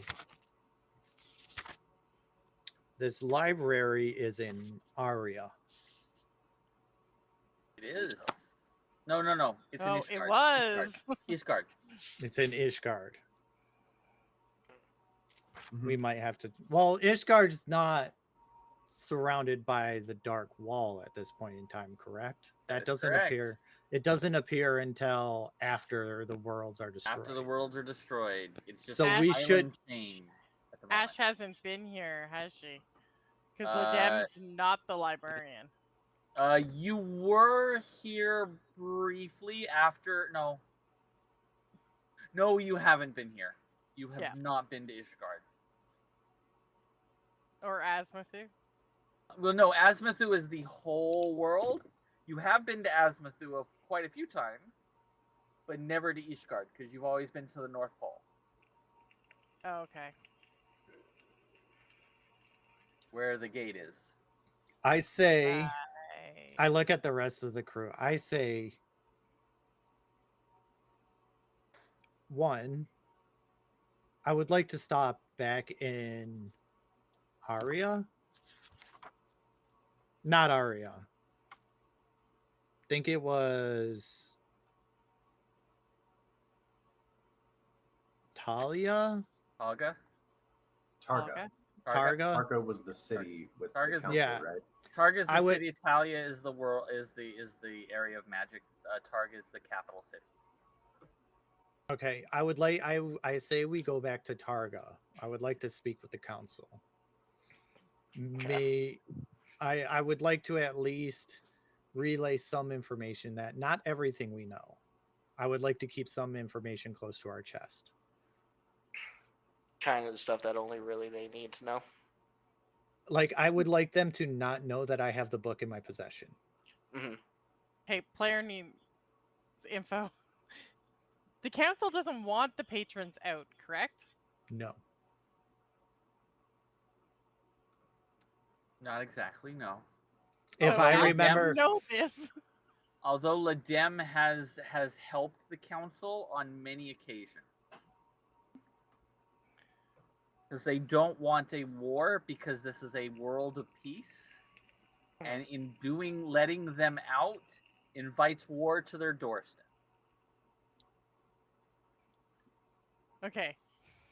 Ash's gonna look at Sarai and go, do we have to go see the council? Is there like a need to have that, or could we just like quietly bypass them and just do the what council we need to do? the council may have information that we have overlooked. Plus, I would like to secure the council as a possible ally if we need extra help in our endeavor. I suggest we be very, very careful. Well, as I stated previously, there is some information that I do plan to keep close to my chest. My allegiances to various people, worlds, beings, plans to be one. I plan that to be one of those things that I keep close to my chest. I'm gonna look at Dana and go, not all patrons are widely accepted by the council. And that information we should keep to ourselves. That is information I'm well aware. Yeah. That is information that I did plan on keeping from the council.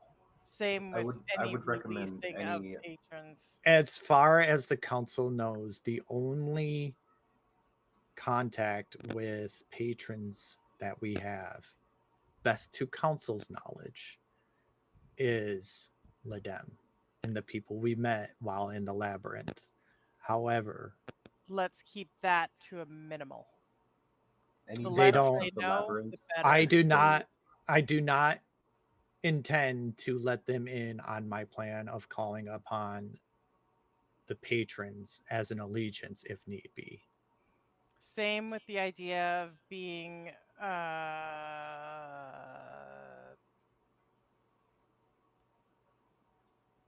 let's keep it that we're more acquaintant to Ledem rather than allies. I believe they already know of our allyship with Ledem.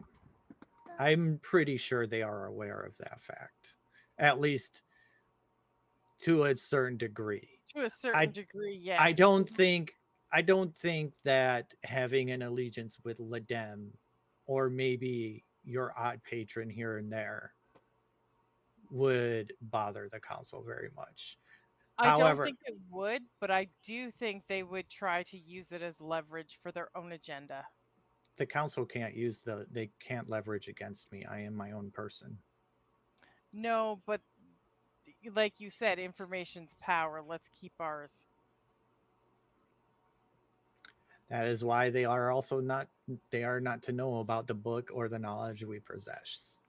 We can say we've come upon this knowledge through this book, and I point to the one that Dana is currently holding. Okay. Should we even inform them of this one? I think we should just let them think we're stupid and just do what we need to get done. We can make alliances, have them trust us, do jobs that they need, provided it gets us ahead in our tasks. Because I haven't finished the journal, right? Yeah, you finished the journal fairly easily. Oh, there's not really anything else to glean other than specific date. Oh, okay. Yeah. Well, I do have a transcript of the journal. We could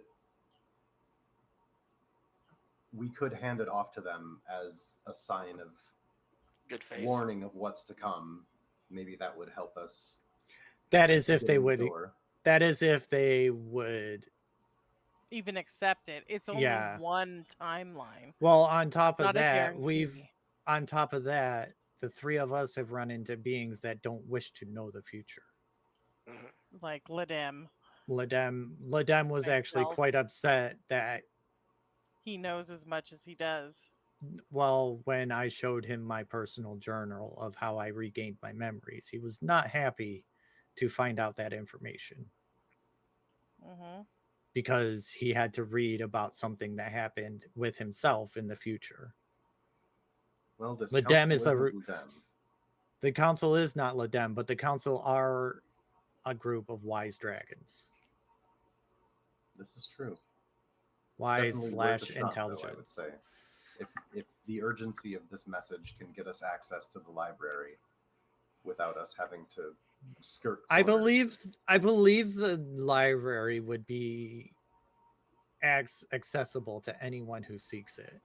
It's knowledge. Who would want to keep knowledge from people?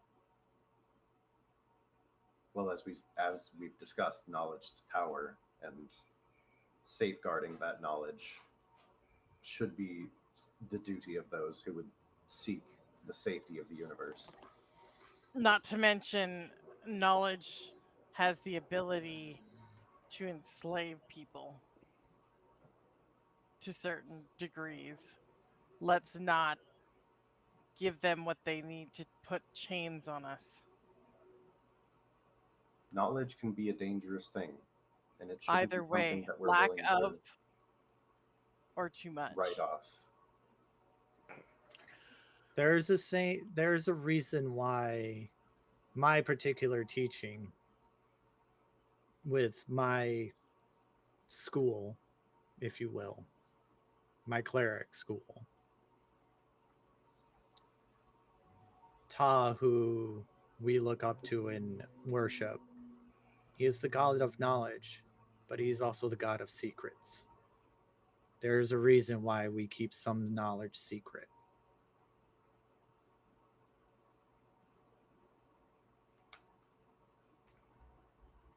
The crew may even get themselves killed. Hey, wait a minute. We've already died once, goddammit. Yeah. We're fucking zombies. What are you talking about? Just wait till I get a chance to do it again. I mean, what? Wait, what? Nothing. Well, if you're all zombies, I'll just take you back to Sigil's underworld. But honestly, like the only best to Zarai's knowledge, the only being that can kill her right now is Kaladeem. Yeah. Only one that can do physical damage to you. You were correct. See, I love how you keep saying physical damage. This is why I want to do these tests. I got a whole list of spell damage types that we could try out. Spell damage. Unless it's psychic damage, if it's like physical damage, it wouldn't do anything. Psychic damage might do something, but I would rather not take that risk. Before we get there, here's a wave of fire magic missiles, frost magic missiles. Are you gonna do that? Just like one every once in a while, just be like if one dart honestly though type, then I would do that. I don't want honestly to do though waves of darts of each hold magic on type, though. Let's hold this thought a second. Let's hold this thought a second.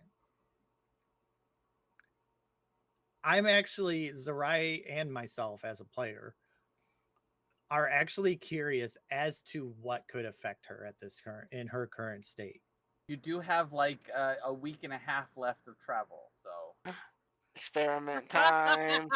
Experiments. She is a very powerful cleric. She can heal herself if she needs to. Perfect. True. So what is it?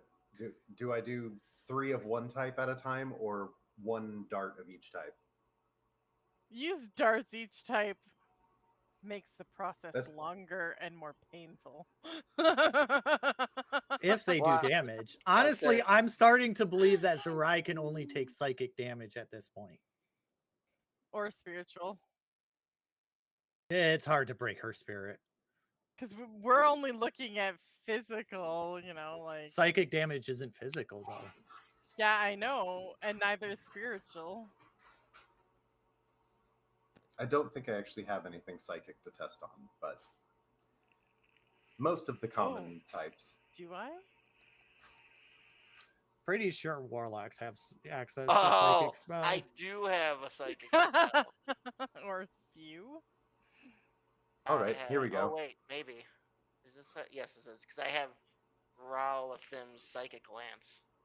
Are we really So doing? I let's- can't believe we're really fucking doing this right Fucking now. Let's right, start here with we go. This has to be typical- one of Kristen. I just want to note this has to be one of the stupidest decisions I have ever made in my D&D career.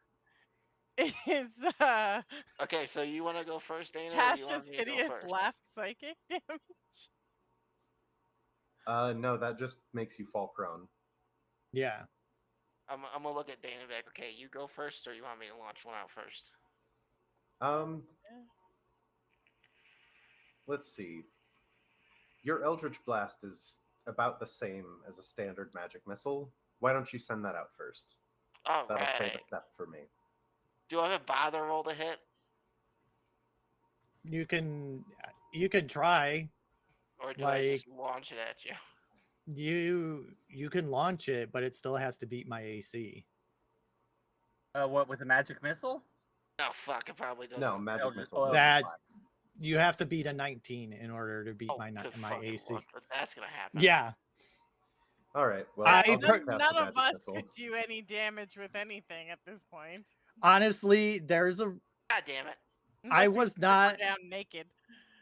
I mean, okay, does it let's only roll I'm going 1d4? for the sake of making this experiment easier on you guys, I will drop my shield, but I'm not taking off my armor. What's that bring it down to? Hold on. I think it'll bring it down to a 17. So, Ha oh, okay. It brings it down to a 16. Sweet. So now you have to 22. beat a 16. So 22. Okay, a 22 would hit. Yeah. Let's see if it does anything. So, The force 8 damage hits you in the chest. Didn't even feel it. It just knocks me back a little bit. Just, it was like somebody had put a hand on your chest and just pushed you back a little bit. Ow, All my right. boobs. That Sorry, hurt. Captain. All Okay, right. Dana, your turn.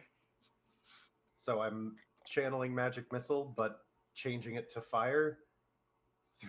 Three shots of fire damage for a total of 14 fire damage. Oh, this is great. None of that happens. You don't take any damage from that. Astounding. My armor's just a little charred now. Okay.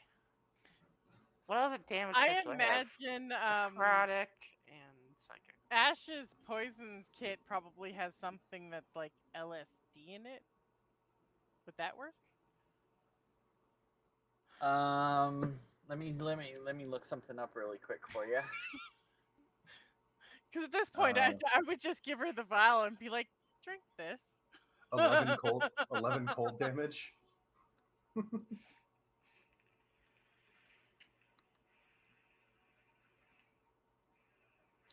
Hold on, she's looking something up quick. Well, after this, I want to fire off the psychic lance.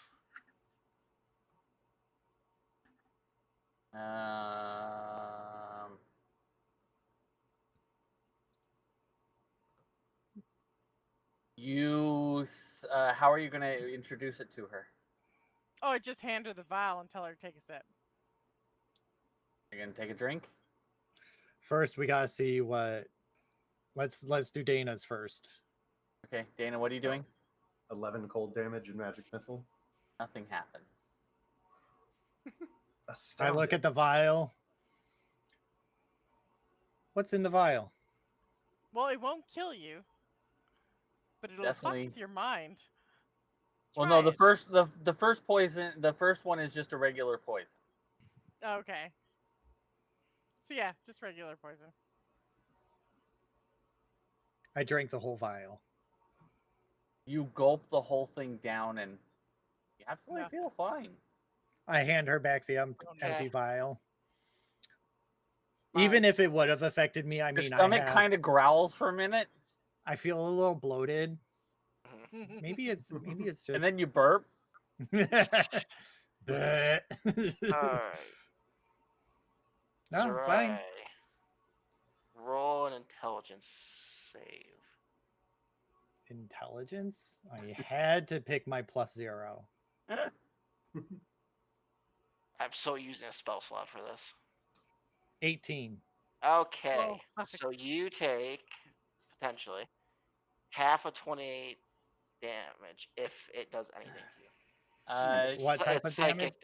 Psychic damage. Please take half of 28 is 14. Please take 14 points of psychic damage. Sure. Oh. Okay. Oh. That hurt. That actually fucking hurt. I like this spell. Okay, so Victor, psychic what did damage. you just do?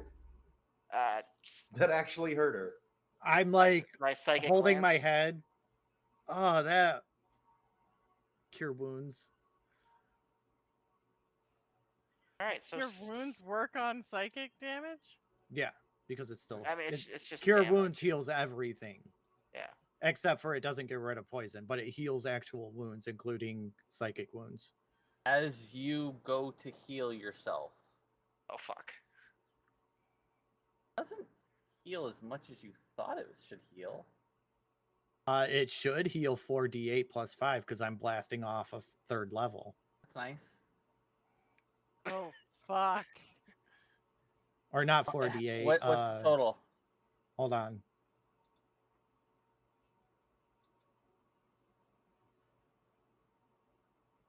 $17. Half that. Half rounded up or down. Half rounded up. So it would be 9. You gain 9 hit points back. So not only is she immune to physical damage, she takes psychic damage, and she can't heal as quickly from that damage. Yes.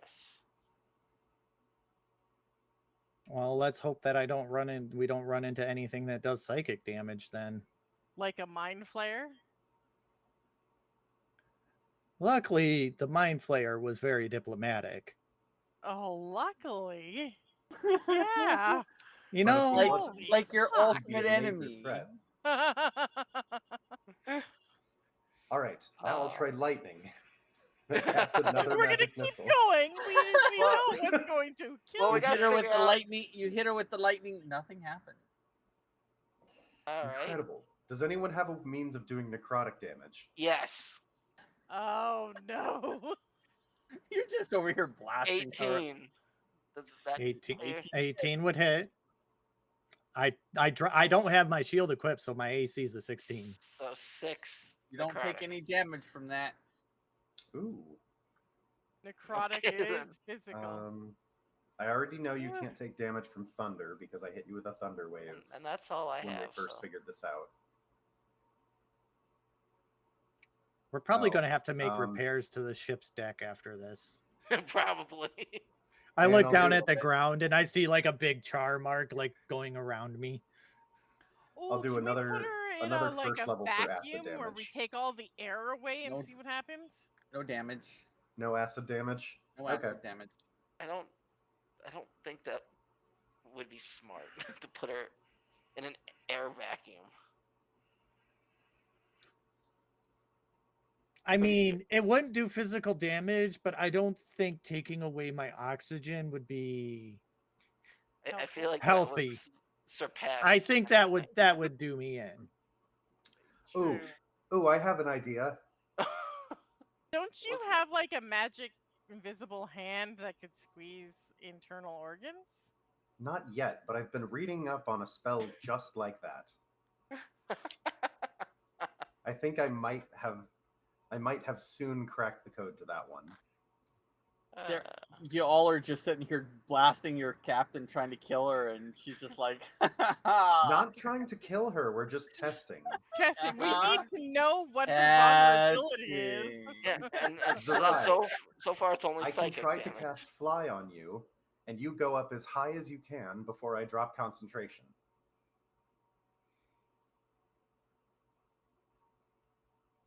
Well, you can't fly higher than you can't fly higher than the outside bubble because you'd get stuck in the astral sea. You know that. So. Oh, fair. Once we land. Plus, isn't fly like only movement speed height? No, it gives you 60 feet of fly speed. Oh. What about a sleeping potion? I take the potion from your fingers and I look at it, gulp it down. A sleeping potion? Mm-hmm. Roll a save for me. What's the save for it? It'll be a wisdom saving throw.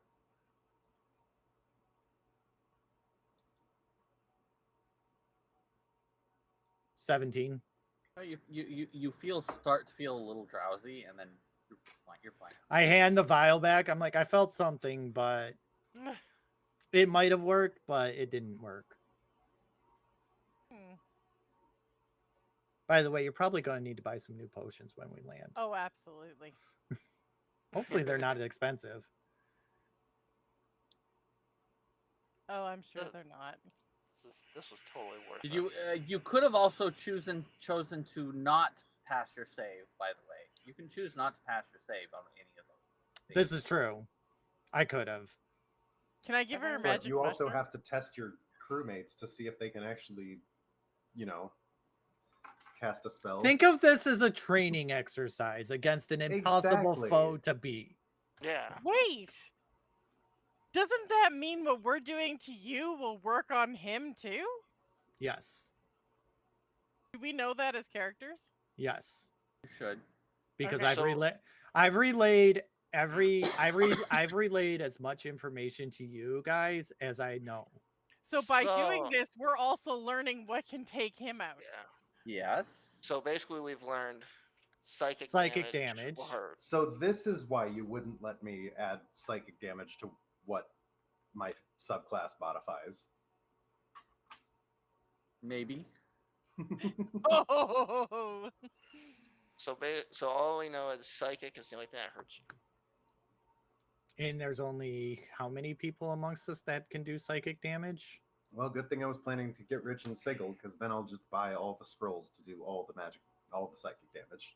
Eldritch Blast, force damage.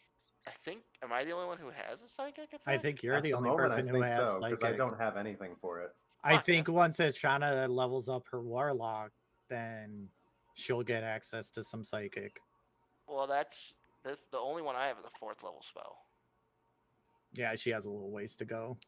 Yeah, well, I've also got to learn what poisons are in a poisoner's kit. I guess Mind Sliver would make for a good cantrip. Oh yeah, totally.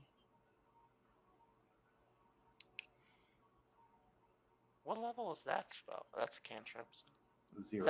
Is that a warlock cantrip, or is that a wizard? I'm looking at the wizard spell list right now, Okay. so I don't know. Gotcha. Huh. I'm writing a note saying through experimenting, crew learned that psychic damage can hurt Zerai. Okay. And that healing is half as effective. Yeah. Are any of our runes psychic? Not any of mine. Not mine. Mine are more support runes than anything. Yeah, it looks like everything's support rune. Most of you all have support runes for a reason. We all need to survive and live. I can. Well, as a newborn in the world or in the labyrinth, what do you think babies get? Sanctuary. Spells to protect themselves. Expeditious retreat. Other things like that. Bark skin. Kinetic jaunt. Why do you think Mango has a modified memory? Oh, you don't remember wanting to attack me. When can I change my cantrips? Because I can get Mind Sliver. It was literally all about protecting yourselves. I think Nice. I only think I gave one person anything on attack. And I think that person is no longer in the party. Yep. And I believe it wasn't even a psychic damage spell. I think it was a physical damage spell. Physical damage.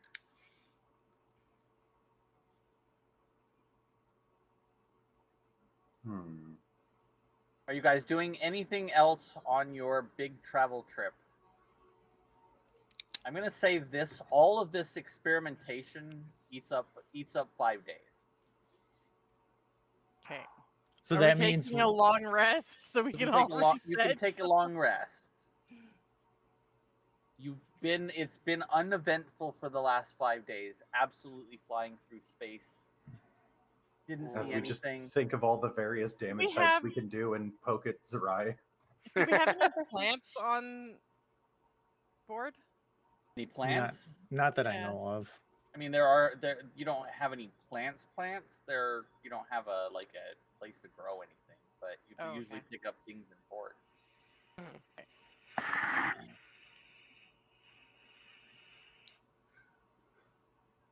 That was totally worth using the spell slot for.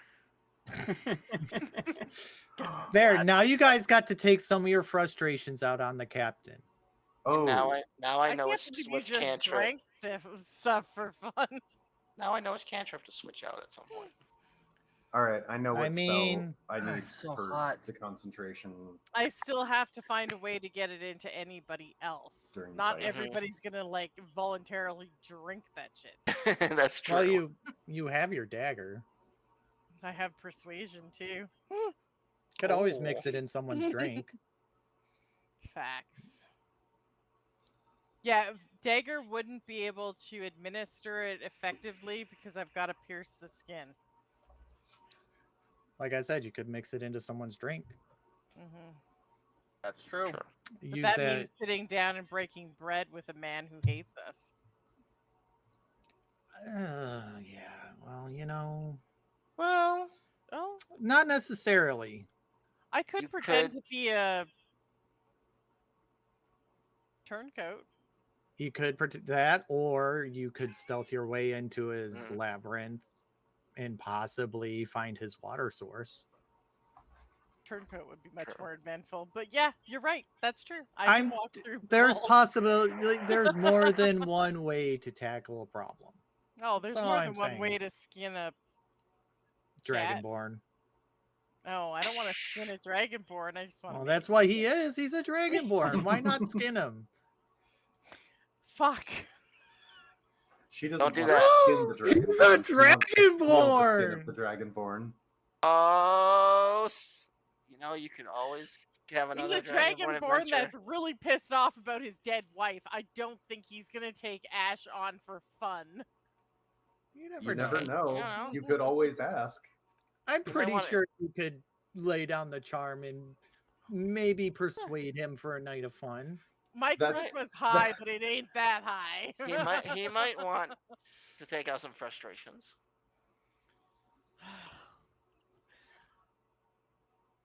I'll let the audience decide. So the plan is to make Ashana seduce. Audience poll: does Ashana try to date the BBEG?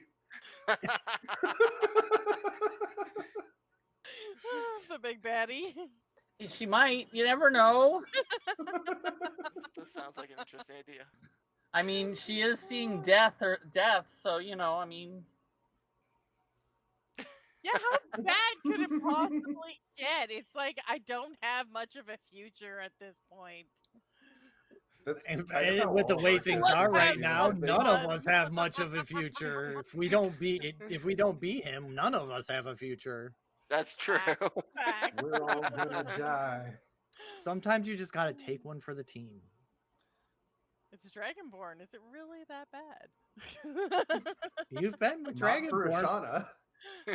You've been with plenty of Dragonborn. We've been witness to this ish. Only once that you know of. That you know of. That we know of. That is the key word. That you know of. I have not finished writing her backstory yet. Leave me alone. At the very end of it, just her first slept. love was a Dragonborn who got away. First love was a Dragonborn, and she's been addicted since. I can see that. I can see that too. It's terrifying. Oh my god, we are so off track right now, but it's great. Always. We're so off you track, on and we're on track? subject. You put 4 people with fucking ADHD in a fucking room and seeing What even is on track? At the end of the day, when the medication has clearly worn off. On track is whenever the DM yells at us and goes, "Hey, we're going here Wait, now." y'all are on medication? No, Yeah. I'm Yeah. on Monster. This is me I on got a that whole ass round. pillbox. I get a bubble pack. It's so much easier to let the pharmacist do it. I just let my brain Oh. wander, and whatever happens, happens. That and it tells me morning, afternoon, lunch, bedtime. You know. That's I fair. like to have the adventure of mine goes wherever, and I can just follow. So, what would you all like to do? After our little experiment, Zarai's going to go lick her wounds back up in the cabin and maybe plot out a course to, or make sure that we're still on course to Azmathu. Is this ship kitted out with like a sauna and a workout room? No. No. Definitely It's not a sauna, humanitarian ship. and definitely not a workout. Is there a place to do pull-ups at least? Yes, you can do pull-ups. Engineering. And you can run. You can run a lot because you can run around the outside deck. All the way around, repeatedly. It's what people used to do on the carrier all the time. They used to run around the hangar. I think Ash will do that daily for a little while, and then she will sharpen her skills at self-thing by scaring the crew members. Okay. I'm Scaring gonna head. the crew members. I'm just gonna head And back to party members. my gunner post and remember past events on the ship that I was on before. Okay. All right. The rest of the days go very uneventfully, unless anybody wants to do anything before we head into port. And I'll be looking over my shoulder to make sure that Shauna doesn't try to scare me. Not unless I can, like, Before we spontaneously get learn a to new port, spell. Ash is gonna go to Dana and ask for her digitation. She probably For needs my- a shower. Her digitation. Oh, We have showers on board. I'm like, why do you need my phone number? Let me get those digits. To be fair, we probably have like personal showers in our rooms or personal baths in our rooms. Probably. Okay. No, it's a communal shower because We have a there's not communal enough. There's not enough room for. You're the only one that has an actual shower in their quarters. Oh yeah, that's right. Because Captain gets special privileges. I mean, I could be swayed to share my shower. But you would need to be in it at the same time. No. I wasn't going to say that. Like, I would really want to sleep with one of my party members. So which character's going in the shower with you, Captain? Just Pretty saying. little elf. Well, the joke, my personal joke is Zarai and Ashana are at each other's throats so often that either they're going to end up fighting or fucking. We don't know which is going to happen yet. Well, Or fighting that leads to fucking? That sounds pretty plausible. Hey, yo. With the way they fight like cats and dogs, like that's basically like any story arc. Well, I'm wondering how Victor's feeling. Like maybe a little pining going on right now because Mango's gone. I mean, I would probably miss Mango because Well, Everybody he was misses. still mad at Mango when she got taken, so he's probably feeling a little bit of guilt. I think every couple of days during travel, I'm making sure I have at least one spell slot for sending to try to communicate with Mango. I don't remember. I don't think I was that mad at Mango. Doing well today. And you don't get an answer. It probably went through, but you don't get an answer. That's concerning. Just a little bit. We should probably go check on her. I think we should have. Especially because I don't want to talk for her character, so. That's fair. Yeah, I yeah. think she'll be back next week. Maybe. Well, But we need it.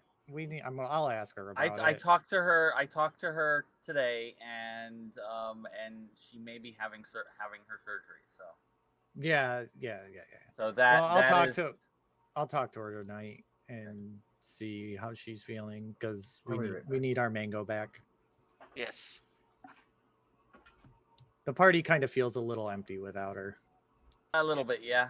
I mean, I can't talk for you all, but you know. I can speak for myself that I miss my burb. Yeah. Yeah. Zerai misses her burb because having the burb around was much easier keeping you guys alive. Made it much easier keeping you guys alive. It's fair. I'm only one cleric. I think I got a single healing spell the last time we fought. You got one afterwards. I healed everyone up afterwards. I just miss my partner in crime. Facts. Nobody to help share wine with. So, me speaking as a player, not as the character, one of my things I'm most of the 9 times out of 10 I play the support / healer. Yeah. Because I'm just I suck at damage rolls. Ask Kristen. Unless I'm playing my sorcerer where I don't have to worry about hit rolls and I can just roll for damage. I cast Fireball with 3 of my party members in the vicinity. Yeah. Yep. For example, I was one of them. But okay. 9 times out of 10 I play a cleric because normally I'm the tank or the healer or a combination of the two. Yeah. So far, I like the ranger so far. My other character is a ranger in my other campaign. I'm actually really enjoying the ranger. And I like Warlock's been entertaining, so. As far as Rai is concerned, she doesn't really have anything else that she wants to do till we get back to port. She's just making sure that the ship's functioning as it should. I'm trying to find my world map, but I'm not able to find it. Where the hell did it go? I mean, eventually I want to try out every class at some point, or at least all the ones that interest me. I think I've seen with mine and Kristen's regular play group, I think I've seen somebody play at least every base class in the book. Yep. Easily. Like our play group has what? 7 or 8 people in it. Yeah, our normal play group, and then we have a couple people that have come and go. Yeah. Yeah. Well, I want to try Bard. Play a spellcaster or a fighter. Yeah. I'm most of the time a spellcaster. I I think the only exception to that was my first character, which was a druid. But even druid is a spellcaster. Yeah. Yeah. I feel like I'm gonna verge more towards physical or range type of damage versus spellcaster. I am almost always a spellcaster, with the exception of one. I have a monk. I want to try a monk. They sound fun. Monks are pretty fucking. Monks can be really fucking powerful if you fucking build them right. I could probably get behind like a fighter monk. Yeah, well, fun to me. What? How do you like Kara? Jade? Kara's a fucking force to reckon. Isn't Kara a fighter monk? No, she's straight monk. Oh, I thought you. No, went. No, she hadn't taken any other class. Wait, which one? straight monk. No, you're playing Faith in Sean's campaign, but Playing I've seen a druid in that. Yes. Yeah, but I've seen Kara in Sean's other campaign. Yes, she was in Sean's other campaign. She's the one that she was straight monk. I thought you went fighter monk with that one, but yeah, she was a badass. I really want to do a barbarian, a rogue, fighter, and monk, and bard are classes that I really want to try. Fighter monk is crazy because technically whatever weapon you're proficient in as a monk is a monk weapon. Yeah. And if you on top of that, you have proficiency in all weapons. Well, on top of that, like a weird quirk of the rules. Well, on top of that, fighters also get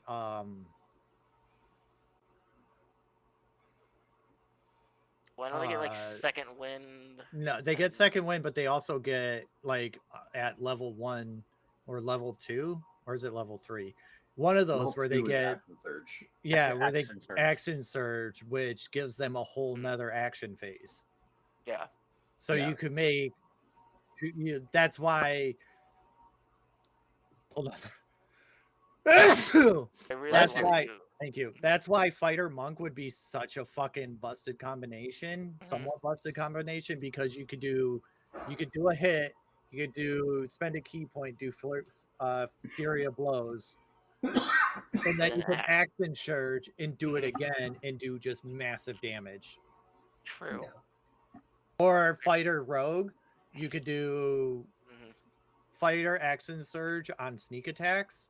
You get 1 sneak attack for all that damage. Action surge, another sneak attack for even more damage. See, my favorite thing about a fighter rogue is specifically Battle Master. You can take fainting attack as one of your Battle Master maneuvers, and at the cost of your bonus action, you gain advantage on your attack, which gives you sneak attack. I really want to do a soul knife rogue. I like the idea of soul knives. I can't find my damn map.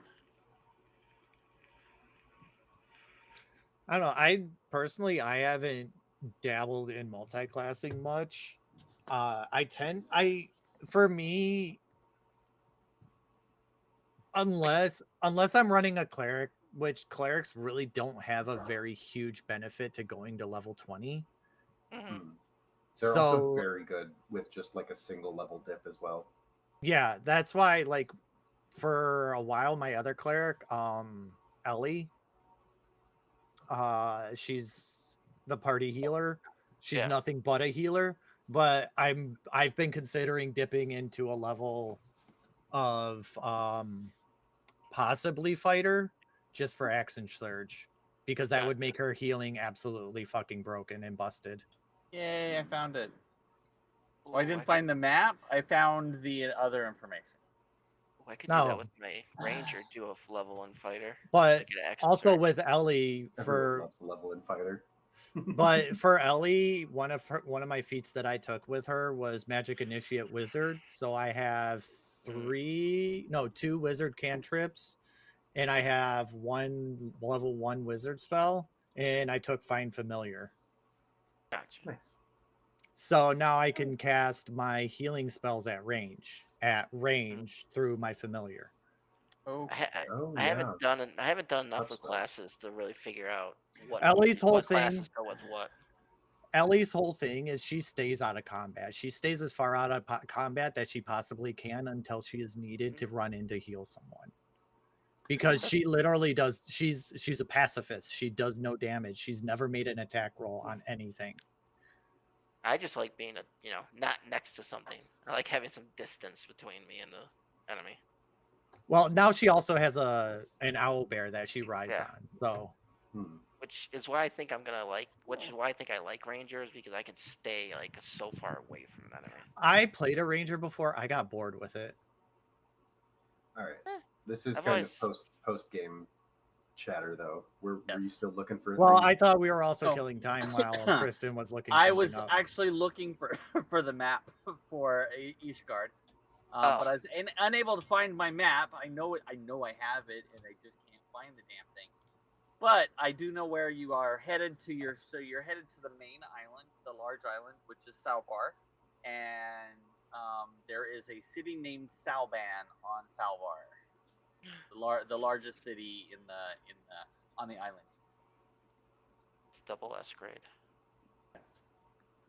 So, Zerai, you, Victor, and Dana have been here before. As you all come in, you notice that the other ships are coming into the docking area in Salvar. Oh yeah, that's where the docks are, and then we can go to. Correct, which is just, and you know that where you were before is roughly about 60 miles southeast of Salvar.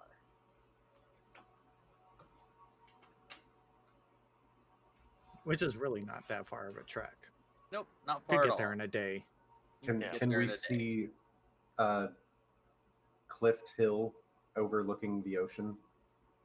You do. You as you're coming in, yes, you do see the huge the hills or the cliffs overlooking the ocean, where you guys got into a bit of a spat with each other after somebody had a bit of a spat with a demon.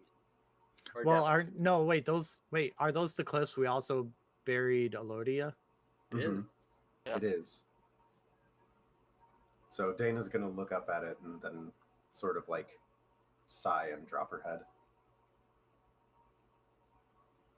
Yeah, the captain will kind of just get a little bit of a solemn look on her face, like a little bit of a mournful look, because she kind of still feels responsible for that death of the party member.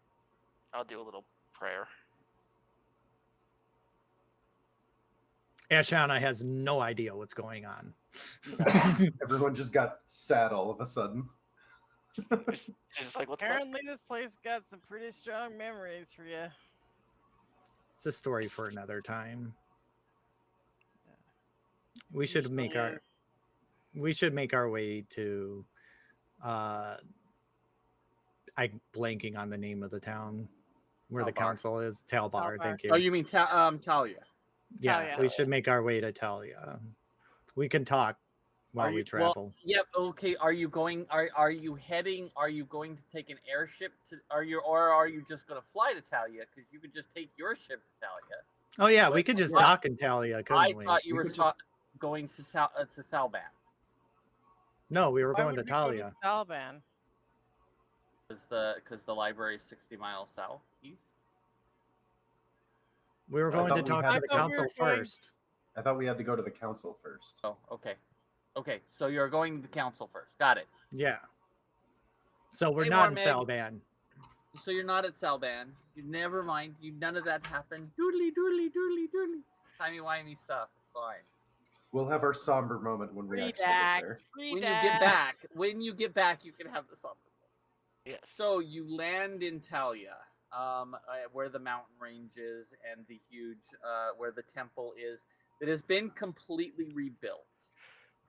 Wow. Most of the town has been rebuilt. There are still some areas where there's still damage, but most of it has been rebuilt. You come into one of the docks and dock your ship. So one of the crew, any orders? Just look over the ship while we're gone, make sure nothing happens to it. Right. And be ready to depart once we return. Also load stores. Yes, definitely. Definitely load stores. Make sure we have enough food for, I would say, a good 2 or 3 months travel if needed. Okay. And what do we pay with that? How do we pay with that, Cap? I'll hand them over. How much would that be in gold or silver? To roughly? fill up your hold for probably a couple months. We It's do still have a probably- bunch of rations we should probably go through.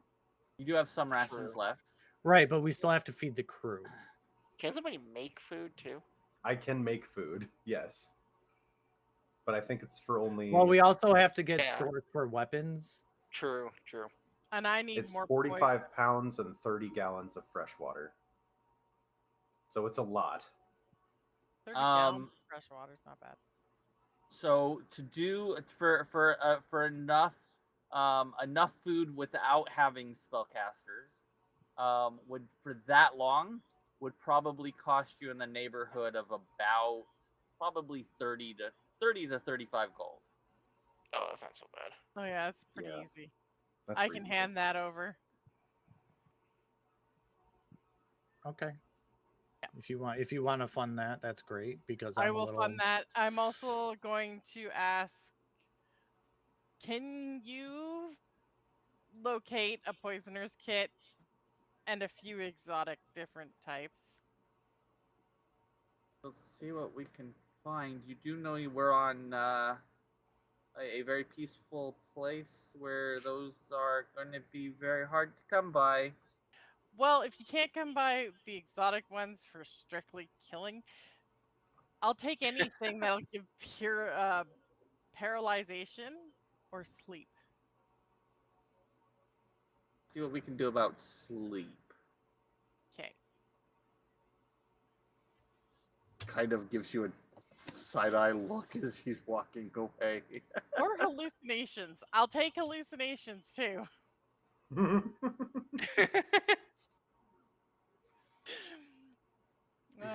He's just like, what is wrong with? And I'll give him an additional 50 gold on top of the 35. Okay. So that's how much altogether? 85. 85. Question: can I write scrolls of sending? You can, but it's going to cost you supplies and actual money.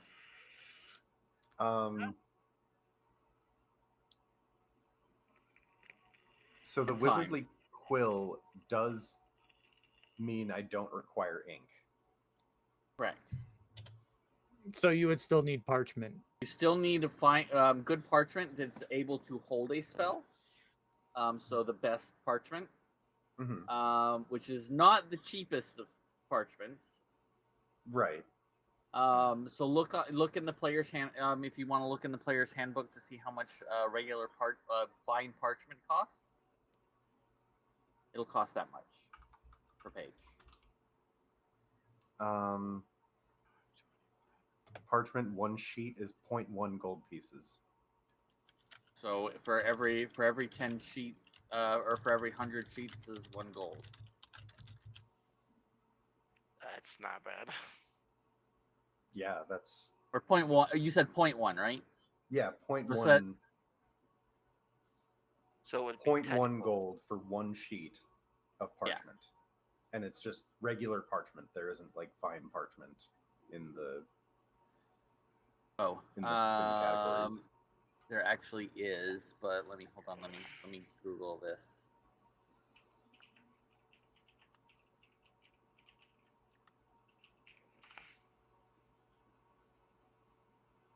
Okay, so fine parchment is 1 to 100 gold pieces. So that's a pretty big range. That is a pretty big range. That is a huge fucking range. I'm trying to find something that gives me maybe more specific.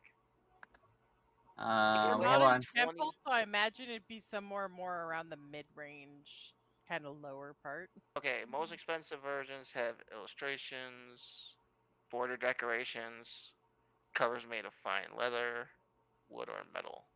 So a 100-page spell book is 11 gold.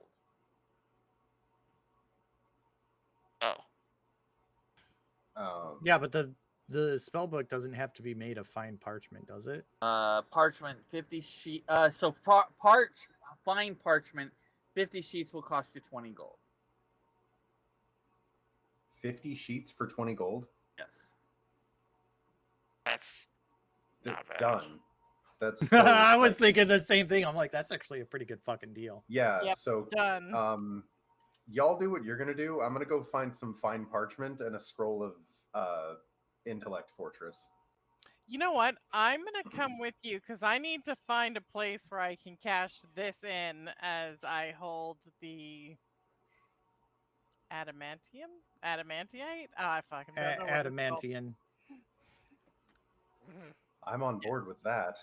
Should we maybe try to find the best seller available instead of passing it I'm off to the pretty first one who sure offers? I'm pretty sure any smithy in town would pay a good penny for that. I'm pretty sure any smithy would Agreed. be willing to have it. I don't know that any smithy would be willing to pay a pretty penny for it.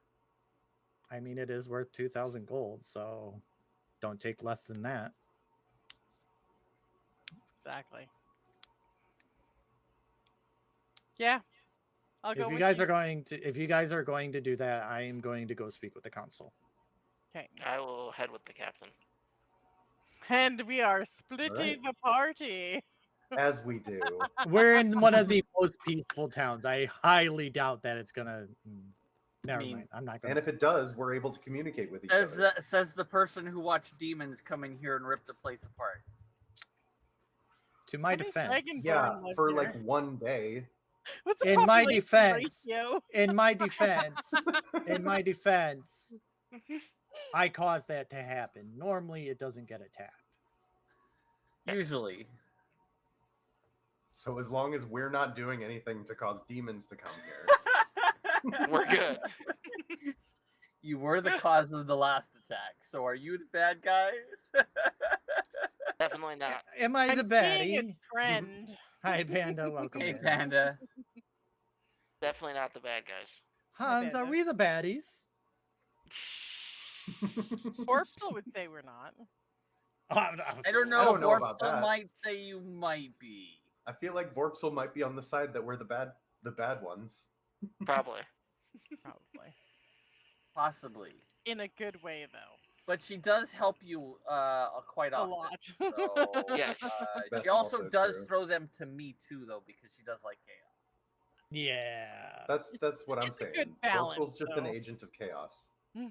Vorpsel is an agent of chaos, and I'm just here for the story. And warm eggs, could throw some inspiration, both to all of us, to me That's true. specifically. But No, it's a how bad about you, idea. Panda? You could throw some inspiration this way too. To the party. Yeah. No. Let's get some inspiration out there, viewers. Oh. Yeah. Can I It's do almost some the end of the rolls session. I as still we have stroll 3, so through it's the not like- market and do a little pickpocketing? Yeah, so okay, let's take a time out here because I don't think Panda or Eggy know what's going on. Oh no, I was just joking. No, well, I'm still going to inform them so they know. Over on Kristen's channel, Violet Femme, she is our DM for this. We're doing a D&D session right now. On her channel, you can go over there and spend your channel points to either give the party advantage, which would be us players. That's a good one. Or you could spend channel points to give the DM advantage, which would be her. That's the bad one. I mean, she gets to re-roll any really crappy rolls. Against Also, us. But in the- retrospect, advantages for us also mean the same thing. Yeah. Unless you want to be taken And advantage of. if you're not familiar with D&D, advantages basically you can re-roll any D20. Yeah. That's how that works. Just to inform the viewers so they know. So, yeah, so come and check out. Go to my channel if you want to give them inspiration. You have to subscribe. Use my points. Have fun. They don't have to subscribe. They just have to follow. But it's just follow. I'm sorry, not subscribe. But just This isn't subscribe too. YouTube. But you could subscribe. No, but at least as long as you follow, you can get points. Spend them. They are kind of expensive because I make them that way because Thank you I so don't. much for the follow, Trash Panda. Because I don't want them to just randomly always get some advantage because there's a couple people who do spend their points on them specifically and never on me. That's the good way to do it, right? That's how we usually spoil your plans. I mean, that is Yeah. they usually do spoil my plans all the All time. Counterspell a counterspell. Oh God, that was so bad. Let's not hash up the past. Why not? You guys do it to me all the time. Why can't we do it against you? Yeah, Wait, we're that's not actually a really good backlight. idea. Stay If we get sorted more in the money, I can just write trees, counterspell Jade. scrolls. I ain't apologizing to no fucking tree. Yes. 20 counter spells.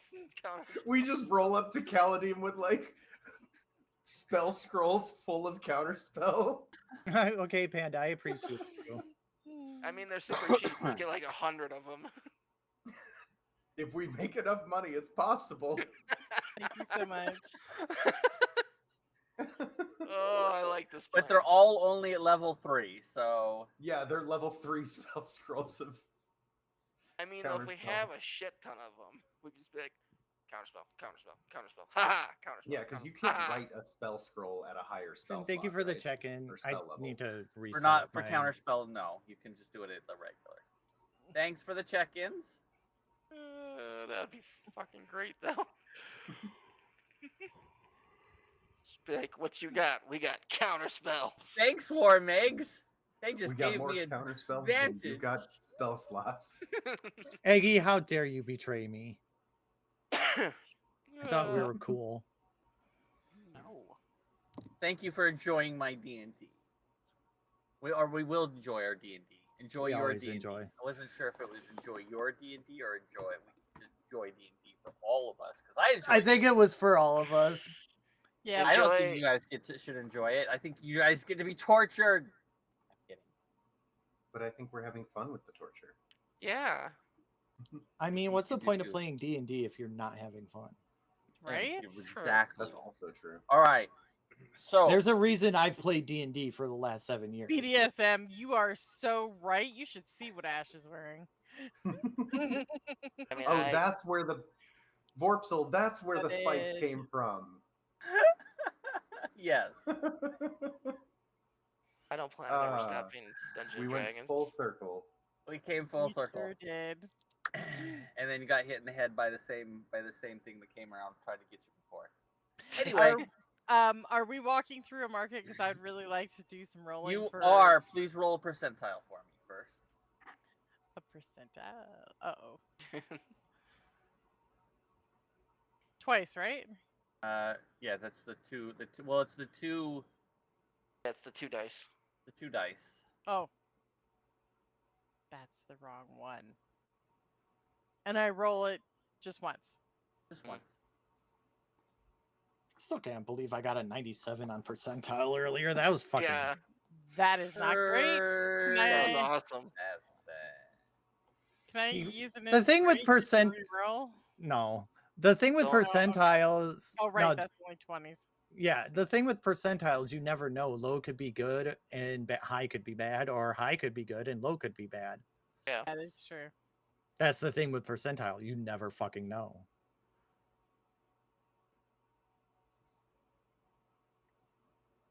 Okay. Somebody Let's find bribe out. the So DM. roll a now roll a sleight of hand check.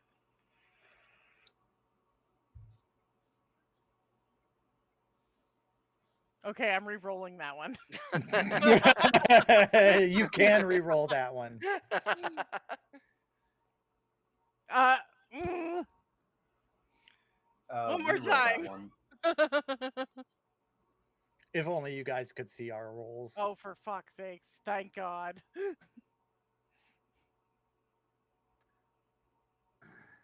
As you are walking through this market,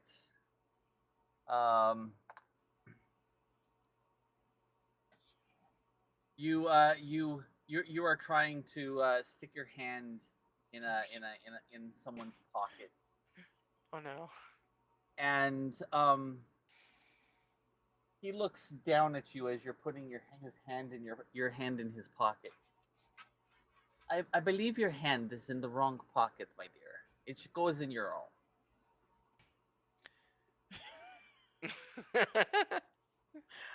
Oh, I'm so sorry. I don't know. I was having a moment. Are you in need of something? Whatever's in your pants. What? Wait, is it a dragon? Is this a dragonborn? Hold on, let's get some No. details here. Not a dragonborn. dragonborn. He is an elf, a high elf. Oh, I'm so sorry. I thought you were a friend of mine. I'm gonna You roll go around sticking persuasion. your hand into friends' pockets? They got weird Only customs when where I she's was from. just-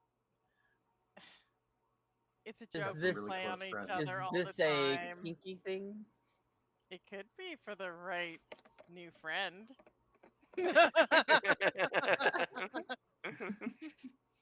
Well, I'm not interested. But if you're looking for a handout because you're like really poor, I could give you a little bit. Are you in I'm need? good. Do it. Say yes. Yes. He reaches over. Why do I listen to you? And he pays for a small loaf of bread and hands it to you. I'm very sorry. Thank you so much. He doesn't notice like the 2+ gear I'm wearing, so that's good. I appreciate it. My children will definitely enjoy this. You're welcome. If your children need anything else, just make sure they see the local do you have a place to stay? Yeah, I'm staying on my friend's couch. Oh, good. At least you have a home over your head and a house. I definitely have. Dana's gonna look over at Ashana and like try to like hand signal. Are you okay? Do you want me to get you out of here? She's gonna be like, "Don't get involved. Let's not try to get me thrown in jail." Well, yes, thank you so much. He kind of pats you on the head. Well, run along now and make sure you don't get into any trouble. Yes, sir. Thank you so much. I appreciate you, and be blessed by whatever deity of God that you follow.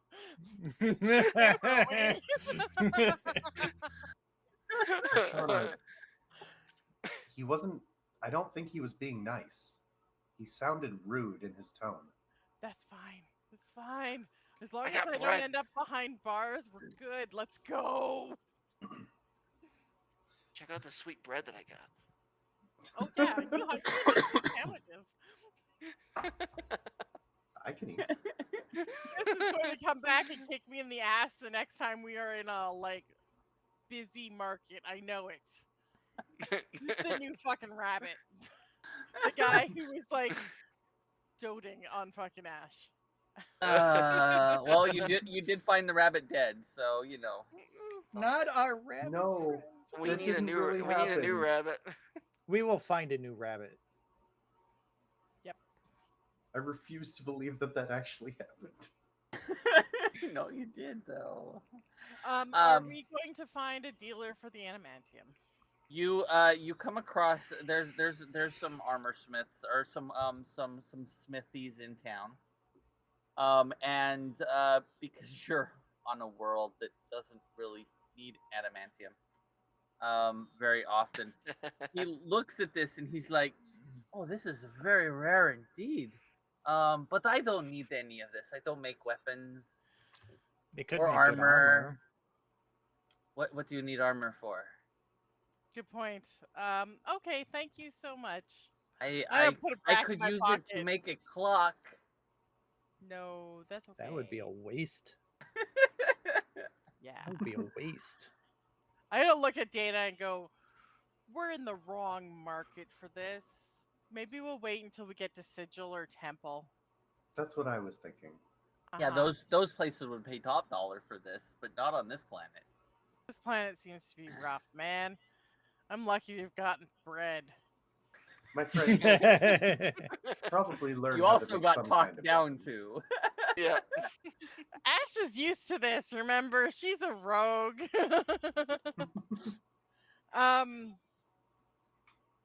Can I see anything from the underbelly groups of the area? Undead. Oh, ghosties. Yeah. Roll a percentile. Oh, You know what God. happened last time this happened. That's why I said, "Oh Oh, God." fuck. And here we go with some more friends. Death 2. Oh no. 73. There are a few ghosts hanging around, and they just seem to be floating by. Are you looking for anything in particular? Another death one. One that looks out of place, since it's a place of peace. I'm looking for somebody who's around to make war.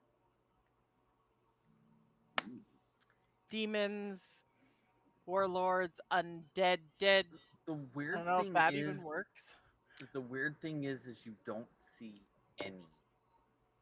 That's the odd thing. There are ghosts, but they all seem to be coming and going. None of them seem to be. I mean, you do see a devil a devil go by and a demon, but they seem very good natured, not evil. This ain't right. I don't buy it. There's something weird going on here. At least I think so. Like you would normally Well, have like you've been here before, and you do know that this is the most good place in the universe. There is never war here. The very first time war has ever been introduced here is when the demons attacked from another realm. In fact, the dragons here make sure that no one does that. There is no room for any evil. Even so even the evil dragons here so are no good. evil has touched this place since before Zerai had it happen. Correct. Except there is one exception to this. At the North Pole, the small circle around where you know where the gate is. Oh, so this is just a weird, gross place for Ash. This is a very strange place for Ash, yes. Oh. I swear Ash they're all- probably unsettling. feels very out of place here. Yeah. It's almost like a fake piece, I would say. But it's not. It's actually artificial it's life. actual real peace. It is even when you guys being here, you can feel the peace kind of almost wash over you. This is why I don't have a problem separating the party here. Still, Ash is so connected to the dead that it would be unusual for her to feel that. I mean, you've been to It's the just- planet I've been before, here before, and you It's know such how an it feels. anomaly across the universe. I think It is a Yeah. complete Dana is anomaly off across the put universe. by this place. It's like when you live in the heart of a city and you go out to the country and you try to sleep, you can't. There's Mhm. no sound. Too quiet. There's no sound. Yeah. Kind of the same thing. I love sleeping when there's no Okay. sound. So there's no crime here either. No. Not really. Oh fuck. No, that guy Alright. was actually going to give you a place to sleep if you didn't have one. Oh, that got really short. Holy shit! I didn't realize Alright. this goes this slow. Where are you going? I Harambe, didn't you're leaving our chat. I didn't realize the chair goes that low. I meant he's to like lower it. he's like disappearing out of chat, and I'm like, where are you going? I didn't realize it would lower that much. Alright, okay. Ash has done her shenanigans now that she Alright. feels awkward. That's better. Zerai and who was all going to see It was the Zerai and Victor. Oh wait, Victor. I just wanted to buy my things. Yeah, you could easily buy. You find stuff for you still find enough to buy parchment, and anything else you're looking for. Plus, I would like to catch up with our friendly red dragon. I also wanted to get a scroll of Intellect Fortress. It's a 3rd level spell, so I don't know how much that would be. 3rd level spell. Hold on. I guess definitely more comfortable at this height. Okay. I really hope Rock and Stone are making some serious coin while we're gone. Yeah, we put in a pretty sizable investment. That's true. I'm sure they would be fine. It'll cost you about 450 gold. Ooh. That's a pretty penny. I bought a 4th level spell and a 2nd level spell for 50. What the hell? Yeah, but you also got to think of the area we're in. Is that including? Oh yeah, that's fair. That would be a rare commodity here because I didn't think that spell would be that rare, but I guess that makes sense. Here it is. Yeah, I'll buy the paper here then. I'm beginning to think we shouldn't have done all that experimentation with the captain, knowing that we were coming to this place. Ah, that's fine. Hindsight's so 2020. Well, we know the places that we're going after here should be able to sell what we're looking for in a more reasonable price point. Facts. Okay, so I will just get the 50 sheets of fine parchment. I wonder if there's a Dragonborn bathhouse here. I kind of was waiting for that. Oh no! The conversation Dana and Ash are having is such a fun one. Dana's learning so much. So, Zerai and Victor, yeah, you two arrive at the council's large building, and as you're walking up, you see what basically are 2 sleeping dragons next to the door, with one eye open. As you approach. Do I recognize any of them? Neither one of them you recognize. I'm going to approach. Excuse me. I would like an audience with the council, please. I'm sorry, I don't mean to disturb your slumber. And who are you? I'm Captain Zerai from the Evergiven. Oh, I have heard your name whispered. One moment. Thank you. And you see the dragon kind of sit up for a second. Looks at the other dragon. They make me work. You see them cast a spell on themselves for a moment. And moments later, what is it you come to ask the council? More of kind of an update. Also, we are looking for information on the Great Library. You wish entry into the library? Yes. No one's been in the library since he was here.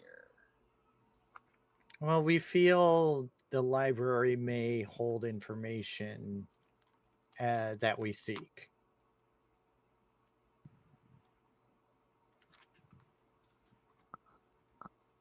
Here, the library.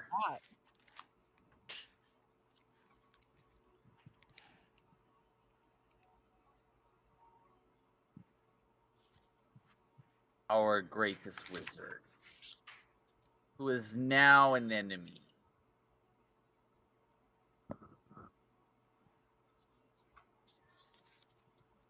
was the last one in the library. Well, I can We assure will you. Give you audience. I appreciate it. And he stands, and they both stand up for a moment, and his tail whips out and hits the door, and it begins to open. Thank you. As you step in, it is 8 o'clock. That is where yeah. I had a feeling that was going to happen. I'm trying to remember what the red dragon's name was. I know I wrote it down. I know you should have it. What is his name? I'm looking. Kadra. Audra. Yay! Somebody remembered his name. I wrote it down. Anyway, thank you all for coming and joining us on another episode of the Evergiven, where these knuckleheads decide to screw up everything I'm trying to do. That is the Actually, this one I kind of had planned because I knew where they were going because I usually have no idea where they're going. So I actually kind of had an idea for this one. Unless they decided to change course and go in a different direction, which they actually even talked about doing. I wasn't ready for that. No, we're going to Rill in the middle of our trip. Man, they'll go in the wrong direction. Anyway, yeah, they do that to me a lot. We're gonna go here, and then I prep for that, and then they go to completely different. They've done that two more times than I can count. We're just the goal keeping you of on the your toes. players. We're just keeping you on your toes. That's we all fine. want to be on like 4 different planets at once or something. Yeah. Well, that would drive me absolutely batty. I mean, that would you be have the worst been kind of splitting the party. You have been in different realms at different times, though. Yeah. Slightly. Good times. Slightly. We were connecting with each other from different realms. You are. But anyway, thank you all for joining us. We absolutely, I love these guys. They have been on this adventure with me for 38 episodes. Woo woo. 38. That's How a lot. How many episodes have I been on now? 8? No, it's been a lot more than 8. It's been more than 8. You're Probably definitely 10. Yeah. 10 or 12. Might be more than that. Hold on. We always have to ask a question. Do we level up? No, we don't always ask that question. They ask that question a lot, though. No, I just watched a thing where it was like, gotta ask. I have notes referencing Ashana all the way back from where it was like things that you always 21. Yeah. Things that you always ask as a player. And that was on Temple. Do we level up? Well, yeah, Shauna's been to Temple, Sigil. Okay, so I think it was like session 19. 19, yeah. I think it was either 18 or 19 is when Ashana joined. Yeah, 18 or 19. So you've been here for 20 episodes. Yeah. Really? That sounds about right. Episodes, yeah. Session 18. Yeah, because I know why I got dragged in early because somebody. Yeah, it was session 18 because that's when Victor smacked the dragon. I didn't smack the dragon. That's when Victor smacked the dragon. I've only smacked it with his ass. Yeah, that's right. Yep. Oh yes. Wow. So you've been with us a while now. Yeah. I can't believe it's been so many episodes. That has been a very long campaign. This has been fantastic. But it's supposed to go from level 1 all the way to level 20 because hey, they have a big boss to fight. Or not fight. And we are currently level 8. You're level 8. Yeah, who knows? The big boss might marry Ash. And then she'll just have to convince him not to do. How does this? I don't know. Everyone lives happily ever after. Yep. Ash woos the boss. Ash woos the boss. Ash woos the boss to forget that he has a grudge against Zerai, and Zerai and the boss become best friends afterwards. And then he releases the god he has, and he no longer has a desire to become the new god of vengeance. This is great. And releases the one that he has in captivity, and the world doesn't get destroyed and everybody lives. And the rest of the party goes back to their own timeline. And we can use Beanie's reverse memory thing to help. Yeah. But you can only do something in the last 10 minutes. Oh, well, damn. Unless you use a higher level spell slot. It's a rune. And she will be level 20 by the time we get there. But isn't her modified? Yeah, her modified memory is a rune. Yeah. So she can't cast it at higher. She could take modify memory and cast it at level 9, though. I mean, Victor might just say screw it and stay in this world, though, at that point. Well, Ash is already... Zerai would want to get home. Zerai wants to get back to her time. If she lives through this, that is her goal, is to make it back to her time. I don't know, because I don't really have much for my character. My character might have anything in the other world in his time. So I'm excited to see that for the little loop that I've thrown into this whole thing. With you guys I wonder, would Ash be avoiding death's thing by moving time? I don't think Ashana can go forward in time because you're not from our time. No, but why? We're also not from this time, and we went back to this time. Well, it's easier to go back than forward. Because but not impossible. That's not necessarily true. Everyone goes forward in time all the time. Jesus fucking Christ! Now we're arguing semantics. Winby, what were you saying when I said that Victor might just stay here? I had to find something. I don't know what Dana's gonna do yet. I have no idea, but I'm very excited to find out what you all do as going forward, because this has been an adventure. Like, wow. I'm gonna stay in this time. I'm gonna join the Mind Flayer and just get back on the ship I was on. Done. Hey, that could work. But anyway, so if you like D&D content, I do a lot of D&D content. Most of my content is D&D related. So you can check out this show every Wednesday night at 5 o'clock Pacific time. Or you can check out, I also do painting miniatures on Tuesday nights at 5 o'clock. And I also play some Baldur's Gate and sometimes some other games. And I also sometimes play Magic the Gathering. So one of those, go check them out. I don't know. If you like D&D stuff, check out my sponsors. I have two. Misty Mountain Gaming, if you like D&D paraphernalia, like dice. Who doesn't love dice? Everybody loves dice. You should go check out Misty Mountain Gaming.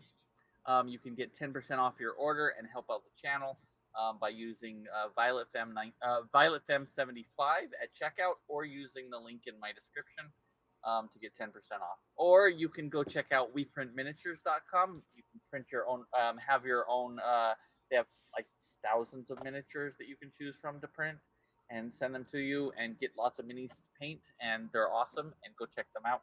And you can get 10% off if you use VioletFem1975 at checkout. Also helps out the channel. So go check those guys out. And Dana, who are you? Where can we find you? I am Winby. You can find me either streaming here on Wednesdays, or you can follow me either on Twitter or Blue Sky or other social medias to see what else I've got going on. But I'm Winby everywhere. Yes, and I call you by your characters' names all the time. It's okay.